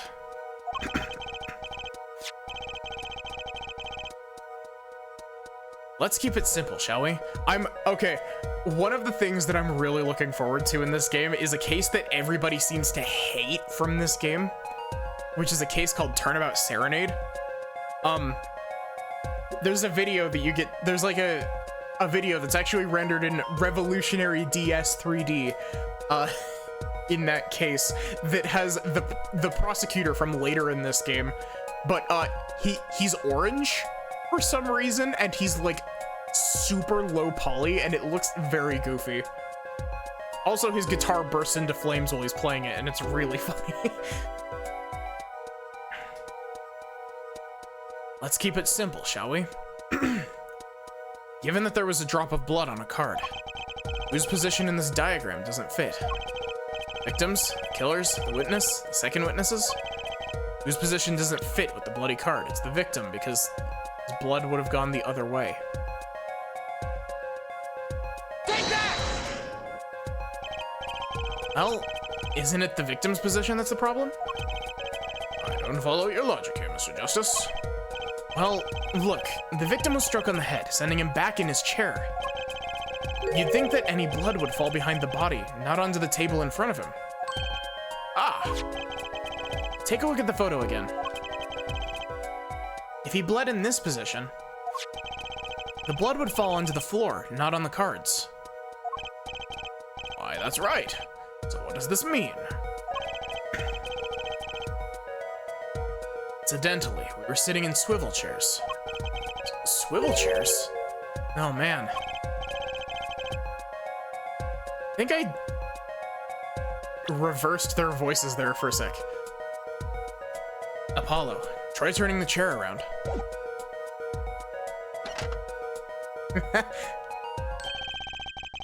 Chair was facing the other way. Would have to be. So, we have to assume that at the time of the murder, the victim's chair was facing away from the table. Mr. Wright returned from informing the police, which way was the chair facing? When I came back to the room, the body was facing as seen in this photo. That would mean the killer turned the chair back around. Let's take the next step. Look at the diagram once more. We know the victim was facing away from the table at the time of the murder. 3D vision, the future. Nah, the only one here that has the vision to see the future is the judge. I like this clairvoyant judge bit we've got going on. We know now the victim was facing away from the table at the time of the murder. But this creates another significant contradiction. Again? Let's test your reasoning skills again, shall we? Apollo, whose location on this diagram contradicts our new understanding of the crime? Victims, the killers, the witnesses, the second witnesses. Whose location creates a contradiction if the victim was facing away? Take that! Victim was struck from the front, correct? Indeed. Well, wouldn't it be hard for the killer to hit him from the front? Sitting where his indicator currently is? I would think it would be quite hard, yes. Yes, but what you're saying makes no sense. Why would the victim suddenly turn to face the wall in the middle of a game? I believe a sufficient reason will soon come to light. What? Something in this diagram that makes far less sense, actually. Look again at the diagram.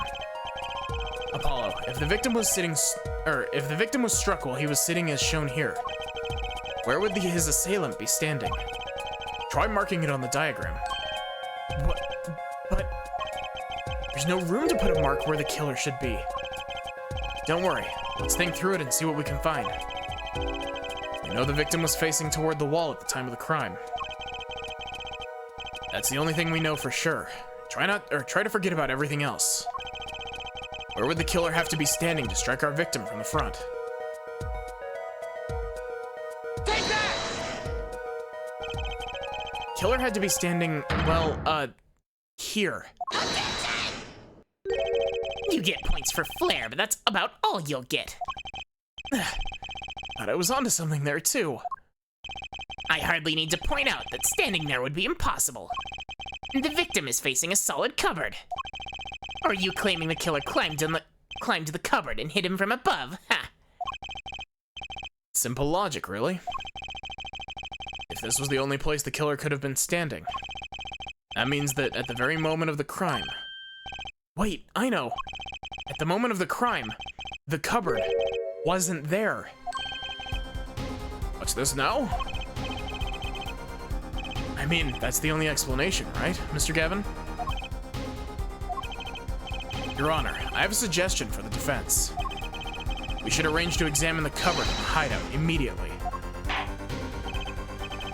Caliph, send a team to the crime scene immediately. Have them try to move the cupboard. Ah, Your Honor? What? There's one more thing your men should look for. Please, give this to the bailiff. Yes, I see. You belong in the courtroom after all, Mr. Wright.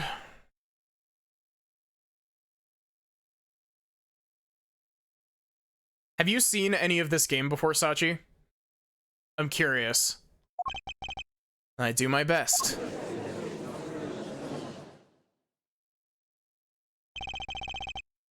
But let's forge ahead here while we wait.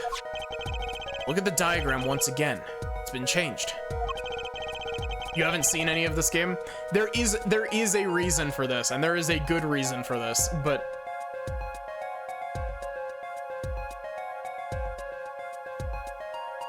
If the killer was standing here at the time of the crime, and this cupboard wasn't here, which means...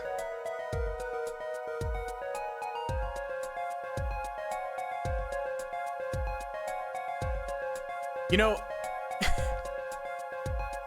I do like Phoenix's updated look from Dual Destinies and Spirit of Justice, but like Hobo Phoenix is iconic. It's great. Look at this diagram. Every time I do it makes me laugh. God. That song is like poisoned the phrase "look at this photograph" for like an entire generation and a half of people.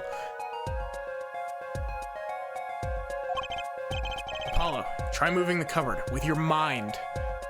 You see, this is part of your magic lawyer superpowers. You can move shit with your mind from a mile away. My favorite of the magic lawyer superpowers is Edgeworth's from the investigation games, where his literal superpower is the ability to use logic to put stuff together. Also have chess in his mind, but I actually haven't interacted with logic chess at all because I haven't played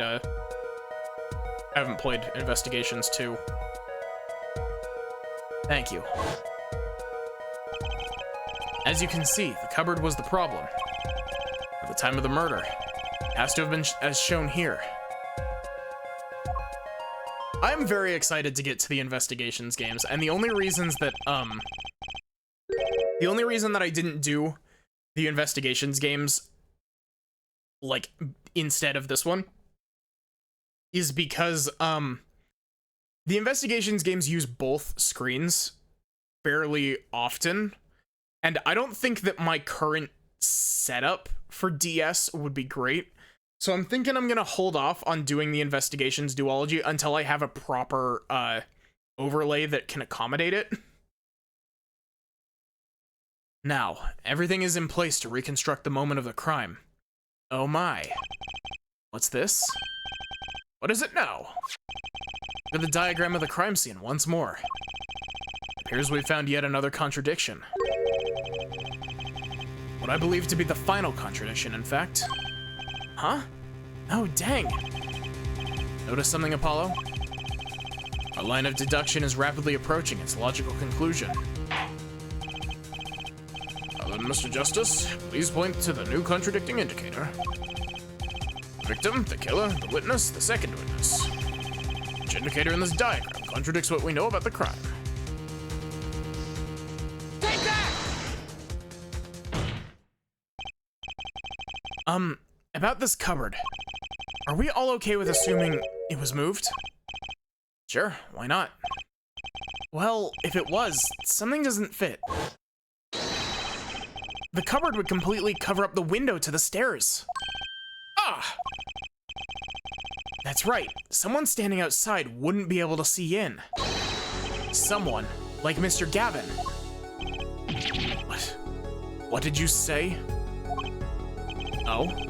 Is the coolest defense attorney in the West losing his cool?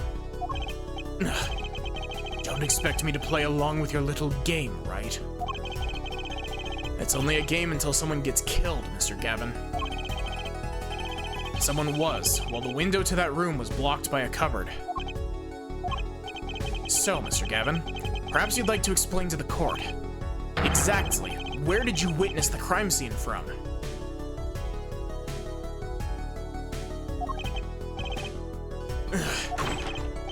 Excuse me, Your Honor. Order! This is a court of law, and I will have order. We just now received word from our investigative team at the Borscht Ball Club. They examined the cupboard at the hideout, Your Honor. Oh, what did they find? Well, Your Honor, turns out there's a secret passage behind it. What? Yes.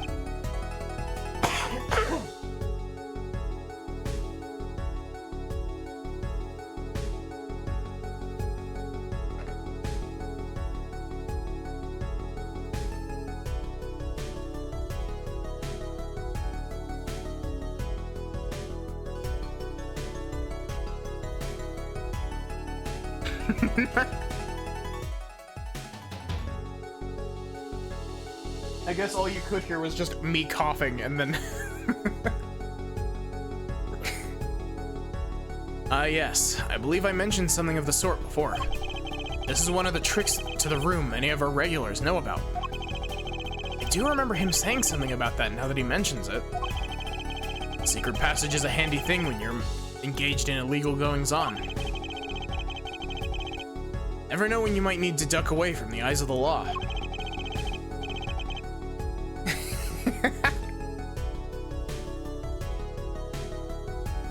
So the room has a secret passage. Where does it go? That was... Whoops. The other side connects to the restaurant above. The underworld bosses could get away from the cops. Enjoy a cold bowl of borscht, no doubt. It's like our killer.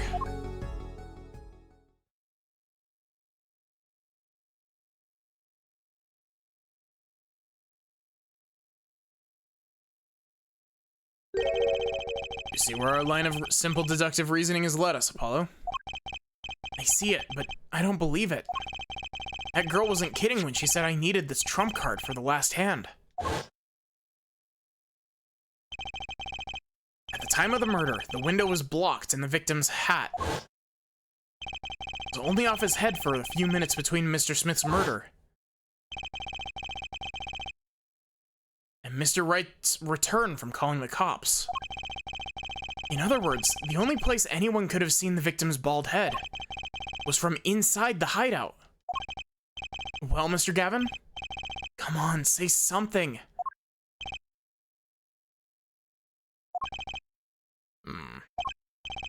Dare I ask what really happened that night? Actually, I think we can probably figure it out ourselves at this point. That night, for whatever reason, our killer had a date with Mr. Smith. A date with destiny. There he crouched, hidden in the secret passageway behind the cupboard.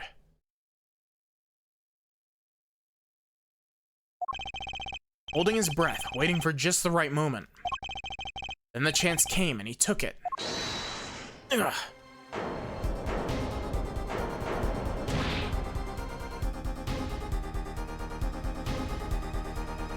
What? Why did you do that? Wait here, I'll get help. Miss Olga Orley was out cold, struck by Mr. Smith. But his time was soon to come. Mr. Wright went upstairs to call the cops, leaving Mr. Shady Smith alone in the hideout with the unconscious dealer. Then our killer stepped out from the secret passage and into the hideout. The victim must have heard the cupboard sliding aside. He wheeled his chair around to look, and after the deed was done, the criminal must have seen the blood on the card.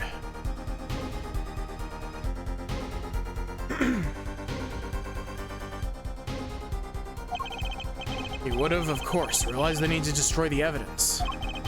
That single spot of blood told the whole story of the crime. And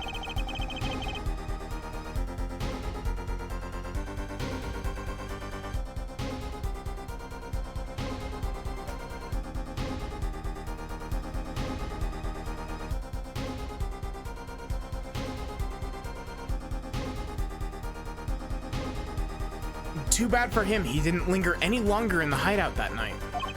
If he had, he might have noticed the cards on the floor. And the fact that they were all red. Ugh.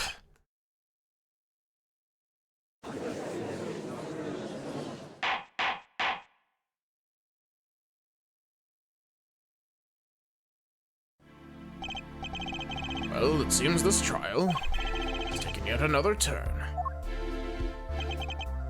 I'm truly sorry I had to see this day come, Mr. Gavin.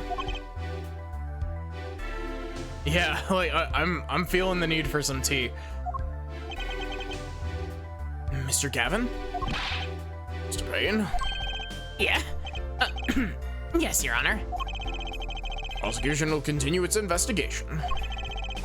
As for Mr. Phoenix Wright, the defendant, he is hereby cleared of all suspicion.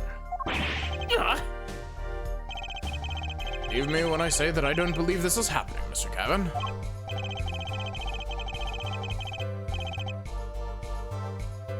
But I'm afraid circumstances call for me to issue a warrant for your arrest immediately. Objection!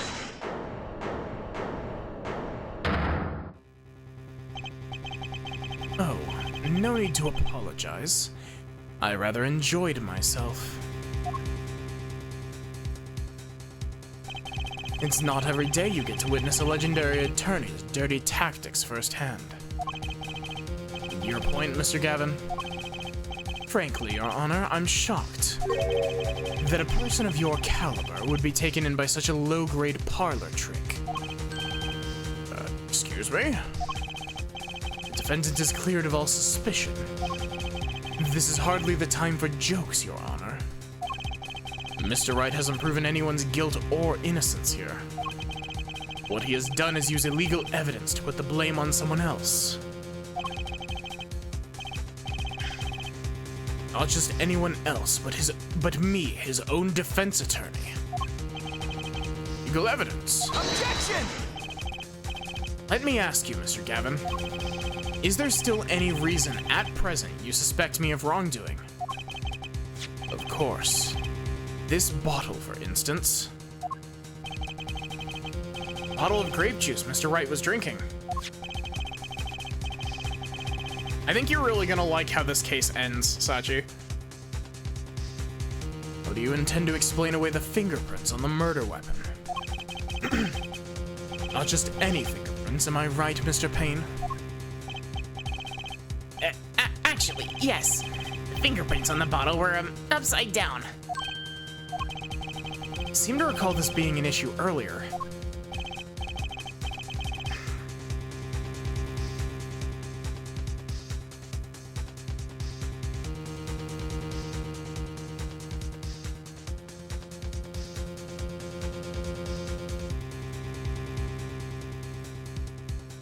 The court and this case demand an explanation. I can think of only one reason why one would hold a bottle upside down. And that is to hit someone with the bottom of the bottle. Well, Your Honor? See how the caught fish squirms to the last. Well, Apollo? Yes? Your boss seems awfully concerned about this bottle still. But I'm sure you can come up with a suitable explanation. Just like that. Yeah. Just like what? Why would anyone grab a bottle upside down other than to... Don't let him trick you into thinking his explanation is the only legitimate one. Is there really another? Take another look at the court record. I believe you'll find a simple answer there, in plain sight. How about you just say the answer in plain words? It would be hasty to deliver a verdict with unanswered questions, indeed. Well, Mr. Justice? Mr. Gavin said that the court and this case demand an explanation. Don't worry, justice won't leave until justice is done. Perhaps the defense would care to enlighten the court. What evidence do you have to explain why the fingerprints on the bottle are upside down? It's this picture. Take that! It's actually easier to show you than explain, Your Honor. Place that bottle on the floor next to your chair. Excuse me? On the floor. Yes, now reach down and pick it up. Without getting out of your chair. See? You naturally go to pick up the bottle by its neck. With your fingers upside down.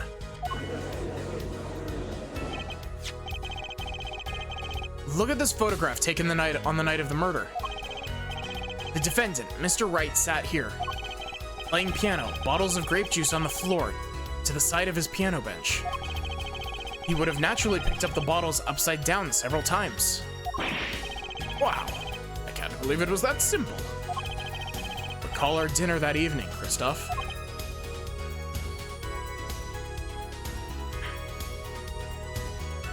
Phoenix is laughing because he's like, man, this is the first time in forever that I've like... Actually, now that I'm realizing it, like, Phoenix is like a very conniving individual in this game. He's very, like... He's definitely smart. Like, he's very crafty, and he plans ahead a lot in this game. But at the same time, I feel like this entire case would be very different if we were seeing this with Phoenix's inner dialogue. I feel like Phoenix, this whole case is just like... Yeah, like... I guess this statement's gonna go up against literally what I just said, but part of the reason that he's so conniving in this game specifically is because like he's got his shit together for this one specific instance. I was drinking my usual juice then too. Basically, you used the bottle on the table to do the deed. But then you must have remembered. So you went and picked up one of the bottles from under the piano. And you switched the bottles. You took one of Mr. Wright's bottles and made it look like the murder weapon.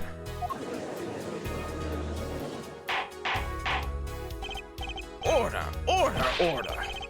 What to say to these charges, Mr. Kevin?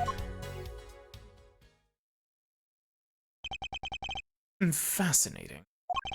So this is the legendary attorney's famed tactic of misdirection. What? That wasn't quite your voice, but... You claim that I switched the bottle. Where is your proof? Proof? Well, that's, as I thought, more baseless conjecture. I'm afraid your bottle of proof is quite empty. Objection! I wouldn't be so sure about that. Your Honor, when you initiated the investigation of the hideout earlier, do you recall I requested an additional investigation? Ah, yes. I have your memo about that here. Retrieve the bottles from under the piano at the Borscht Bowl Club. Here's one of the bottles in question. What, are you going to dust that for fingerprints too? I would be surprised if any were on that but his. Mr. Gavin probably wouldn't make such a novice mistake, true. That bottle won't bear a trace of anything. Say. Apollo. Yes? Why don't you go ahead and examine that bottle?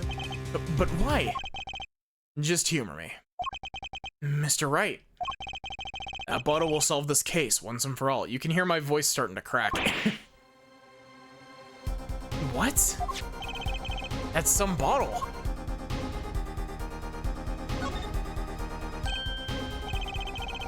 There's something inside the bottle.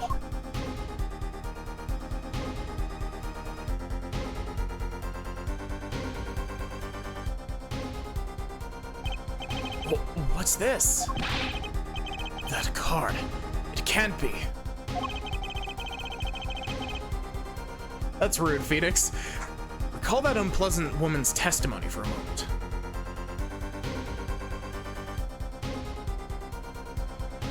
Are you done recalling it?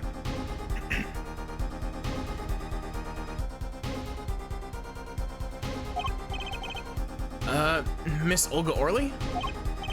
Yes, our little swindling Devochka?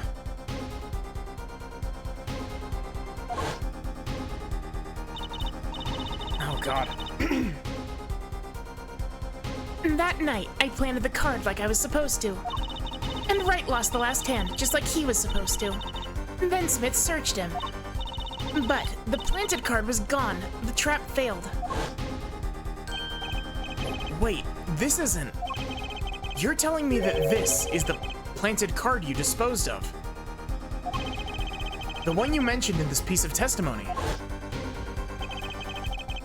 I happened to put my hand in my pocket and found a card. Yes, I snuck a peek at it and found it was the Five of Hearts.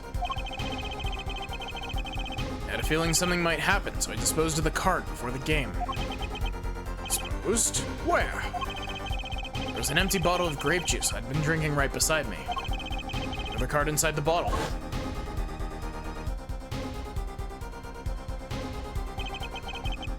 Five of Hearts. This is the card. Bottles were swapped. The only one who could have done that was the fourth person in the club that night.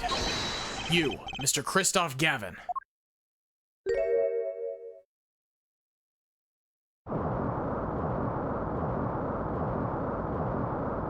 There's the lobster.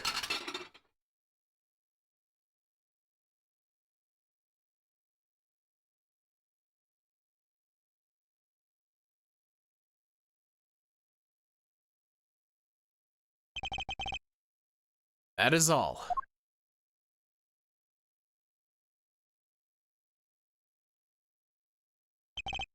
Is this your idea of revenge, Phoenix Wright? Revenge?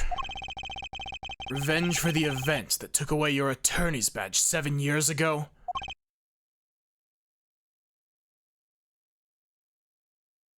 This is less hard when Jigoku smashed the stand into pieces. Yeah.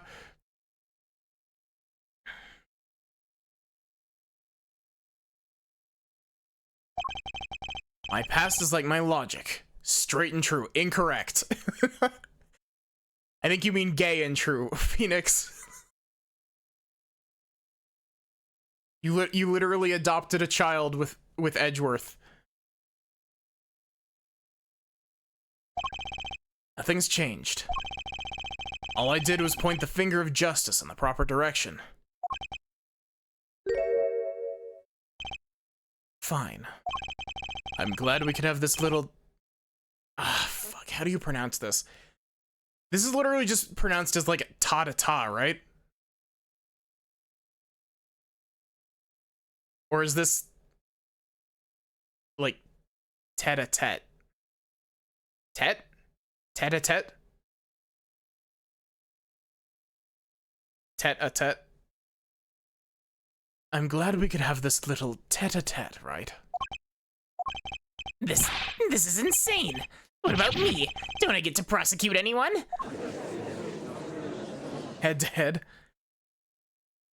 I believe this time we've finally come to the end of our trial. Sir Payne, do you have a report to give for us on Christoph Gavin? He's admitted everything. We're processing his arrest right now. No, you don't. No prosecuting. Wait.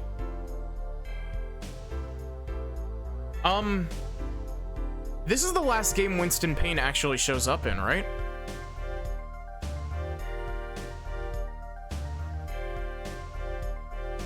I think this is actually Winston Payne's last appearance.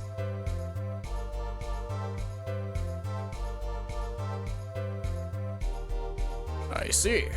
Still, one has to wonder why he would do such a thing. Didn't even have a connection to the victim, did he? No, he doesn't die. He gets replaced by his identical twin brother named Gaspin Payne. Didn't even have a connection to the victim, did he? None that we know of. That's not a joke, by the way. Like, you can look it up. Gaspin Payne is a real character.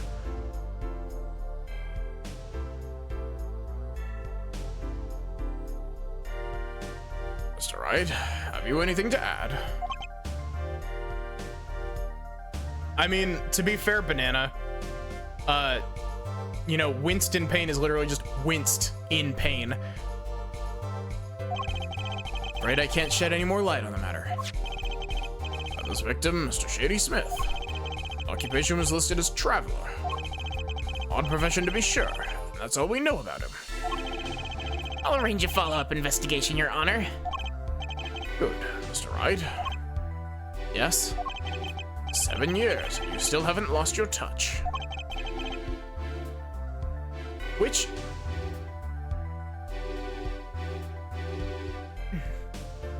Christoph Gavin is a man with much significance for me, both as a friend and a lawyer. Extremely talented, to be sure. I needed two things before I could confront him. First was a place where no injustice would be tolerated. This courtroom. Second was a man who would tolerate no injustice.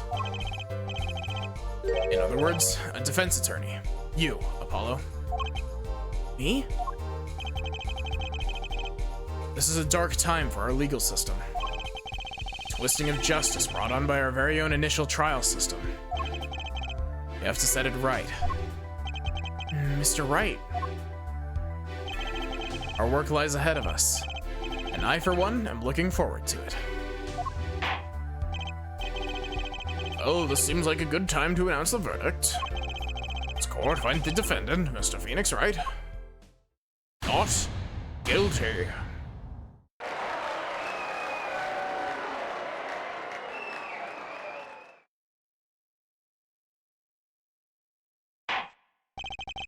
What is adjourned?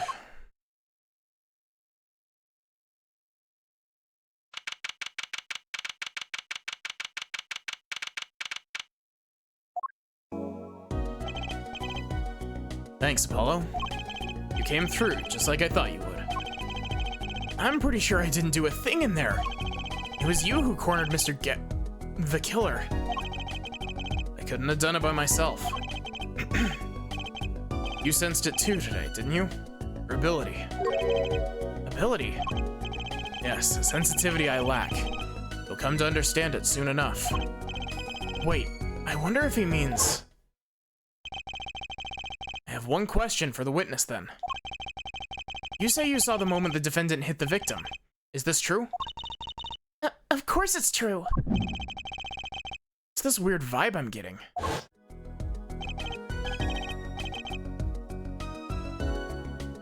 But what was that, Mr. Wright? So if we if we continue on with the current like case, or not case, with the current like lawyer introductions in each of these games, because we've got we've got Phoenix with a blue suit, we've got Apollo with a red suit, and then in Dual Destinies we have Athena with a yellow suit. So do you think the next suit is gonna be green for whoever it is next?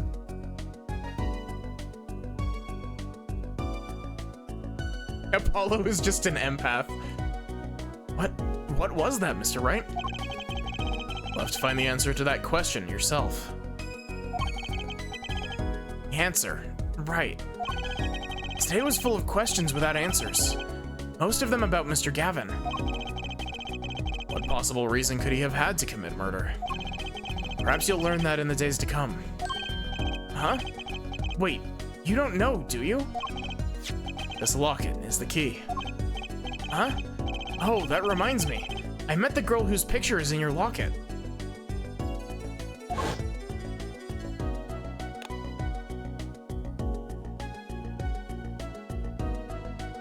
This next bit is one of my favorite bits in this case.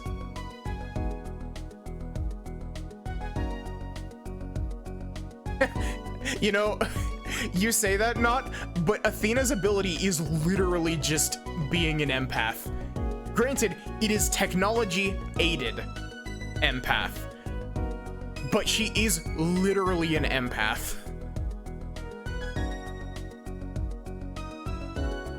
Your daughter, right? That's right, she's my daughter. No, you were right about this locket. Eh? I took this off his neck the night he died. It looks like our dear Russian scam artist saw me. So the truth is, this locket really did belong to him. Wait, but that's perjury. You testified. You said that locket was yours. I said no such thing, actually. Huh? I merely said that it was a locket with my daughter's picture inside. A subtle distinction, but a distinction nonetheless. And it's the truth. Wait, but then why? Why was the victim wearing a locket with a picture of your daughter inside it? Sometimes the straightest path to the truth isn't the best one. Give it time. Still just getting started with your career. Speaking of which, I may be out of a job. Work for Gavin Law Offices, after all. I really hope that Sachi is still here to see this.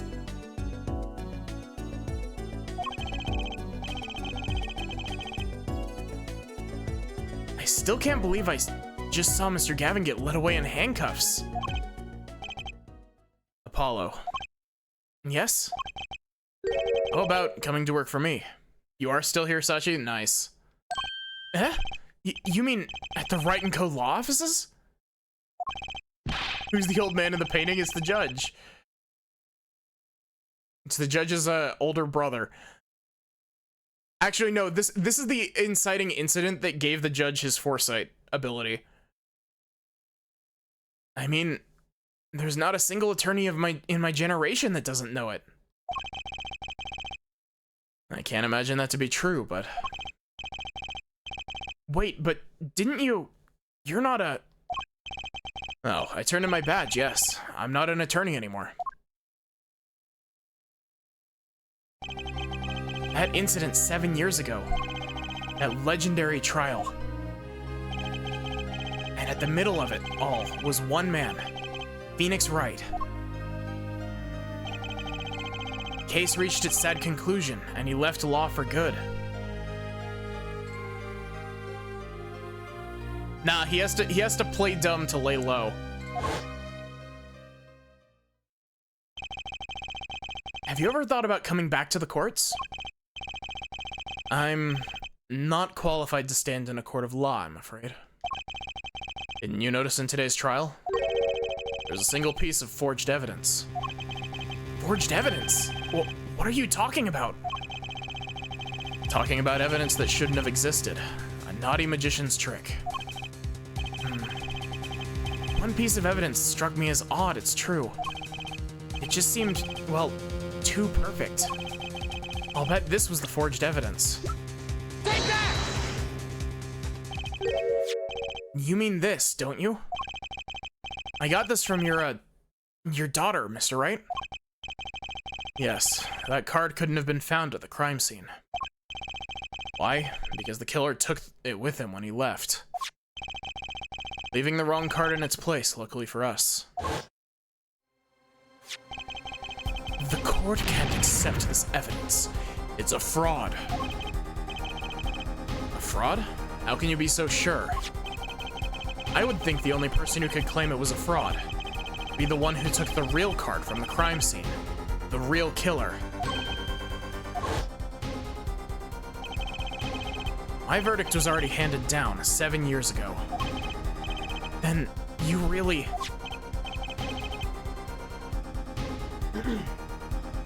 Yes, I forged this card. One look at the crime scene should have told you it wasn't real.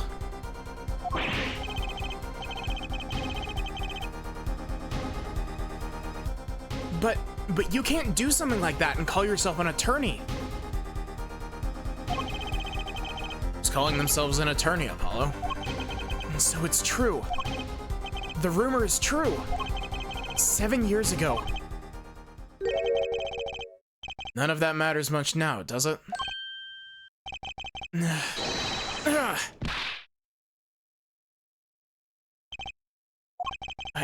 punched him.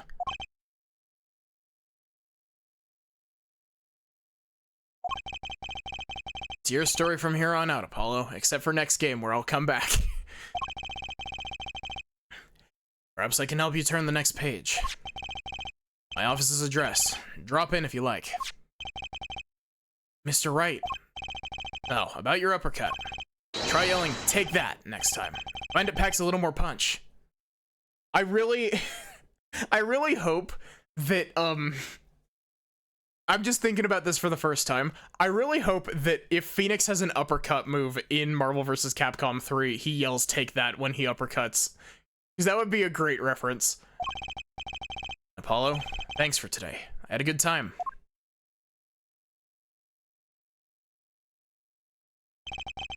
And with that, Mr. Wright walked out the door. And that's how my first trial ended. A lot of mysteries went unsolved. And at the time, I had no idea they were all related. Every mystery that day, connected by a single thread of logic. I'd find that out soon enough. My name is Apollo Justice, attorney at law, and this is how my story begins.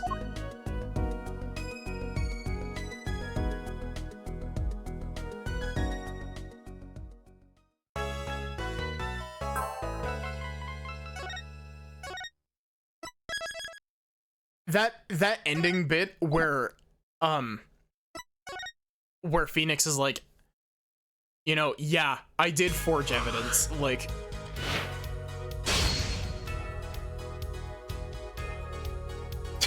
okay, I was looking at the episode select down at the bottom there. Look at this fucking picture of Phoenix. He looks so weird.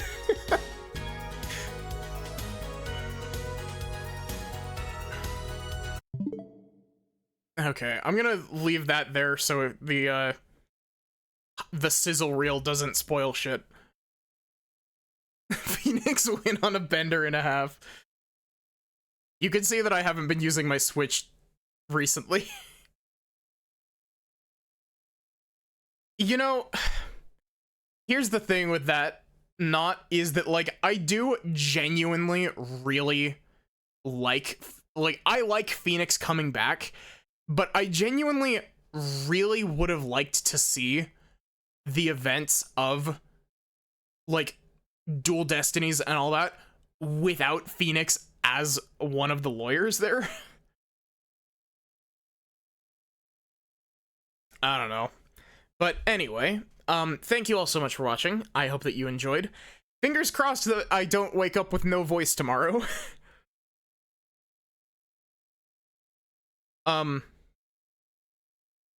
Let's see, what else?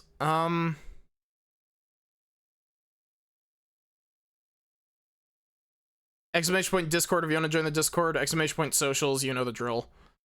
VOD's channel, art stuff. Art stuff that I haven't posted in forever.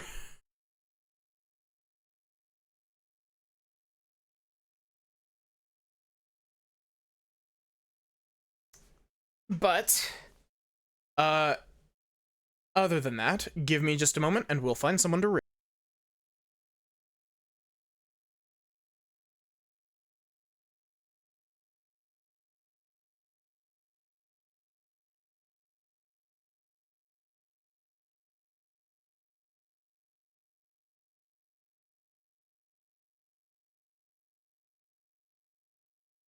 Who is available for raiding?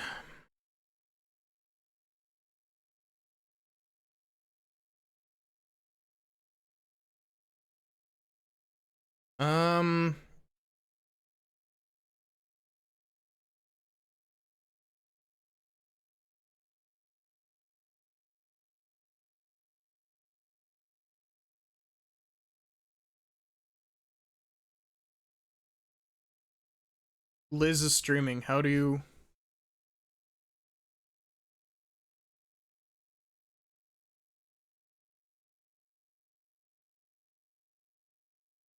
There we go. So yeah, fingers crossed that I won't have to put this on hiatus after only one day.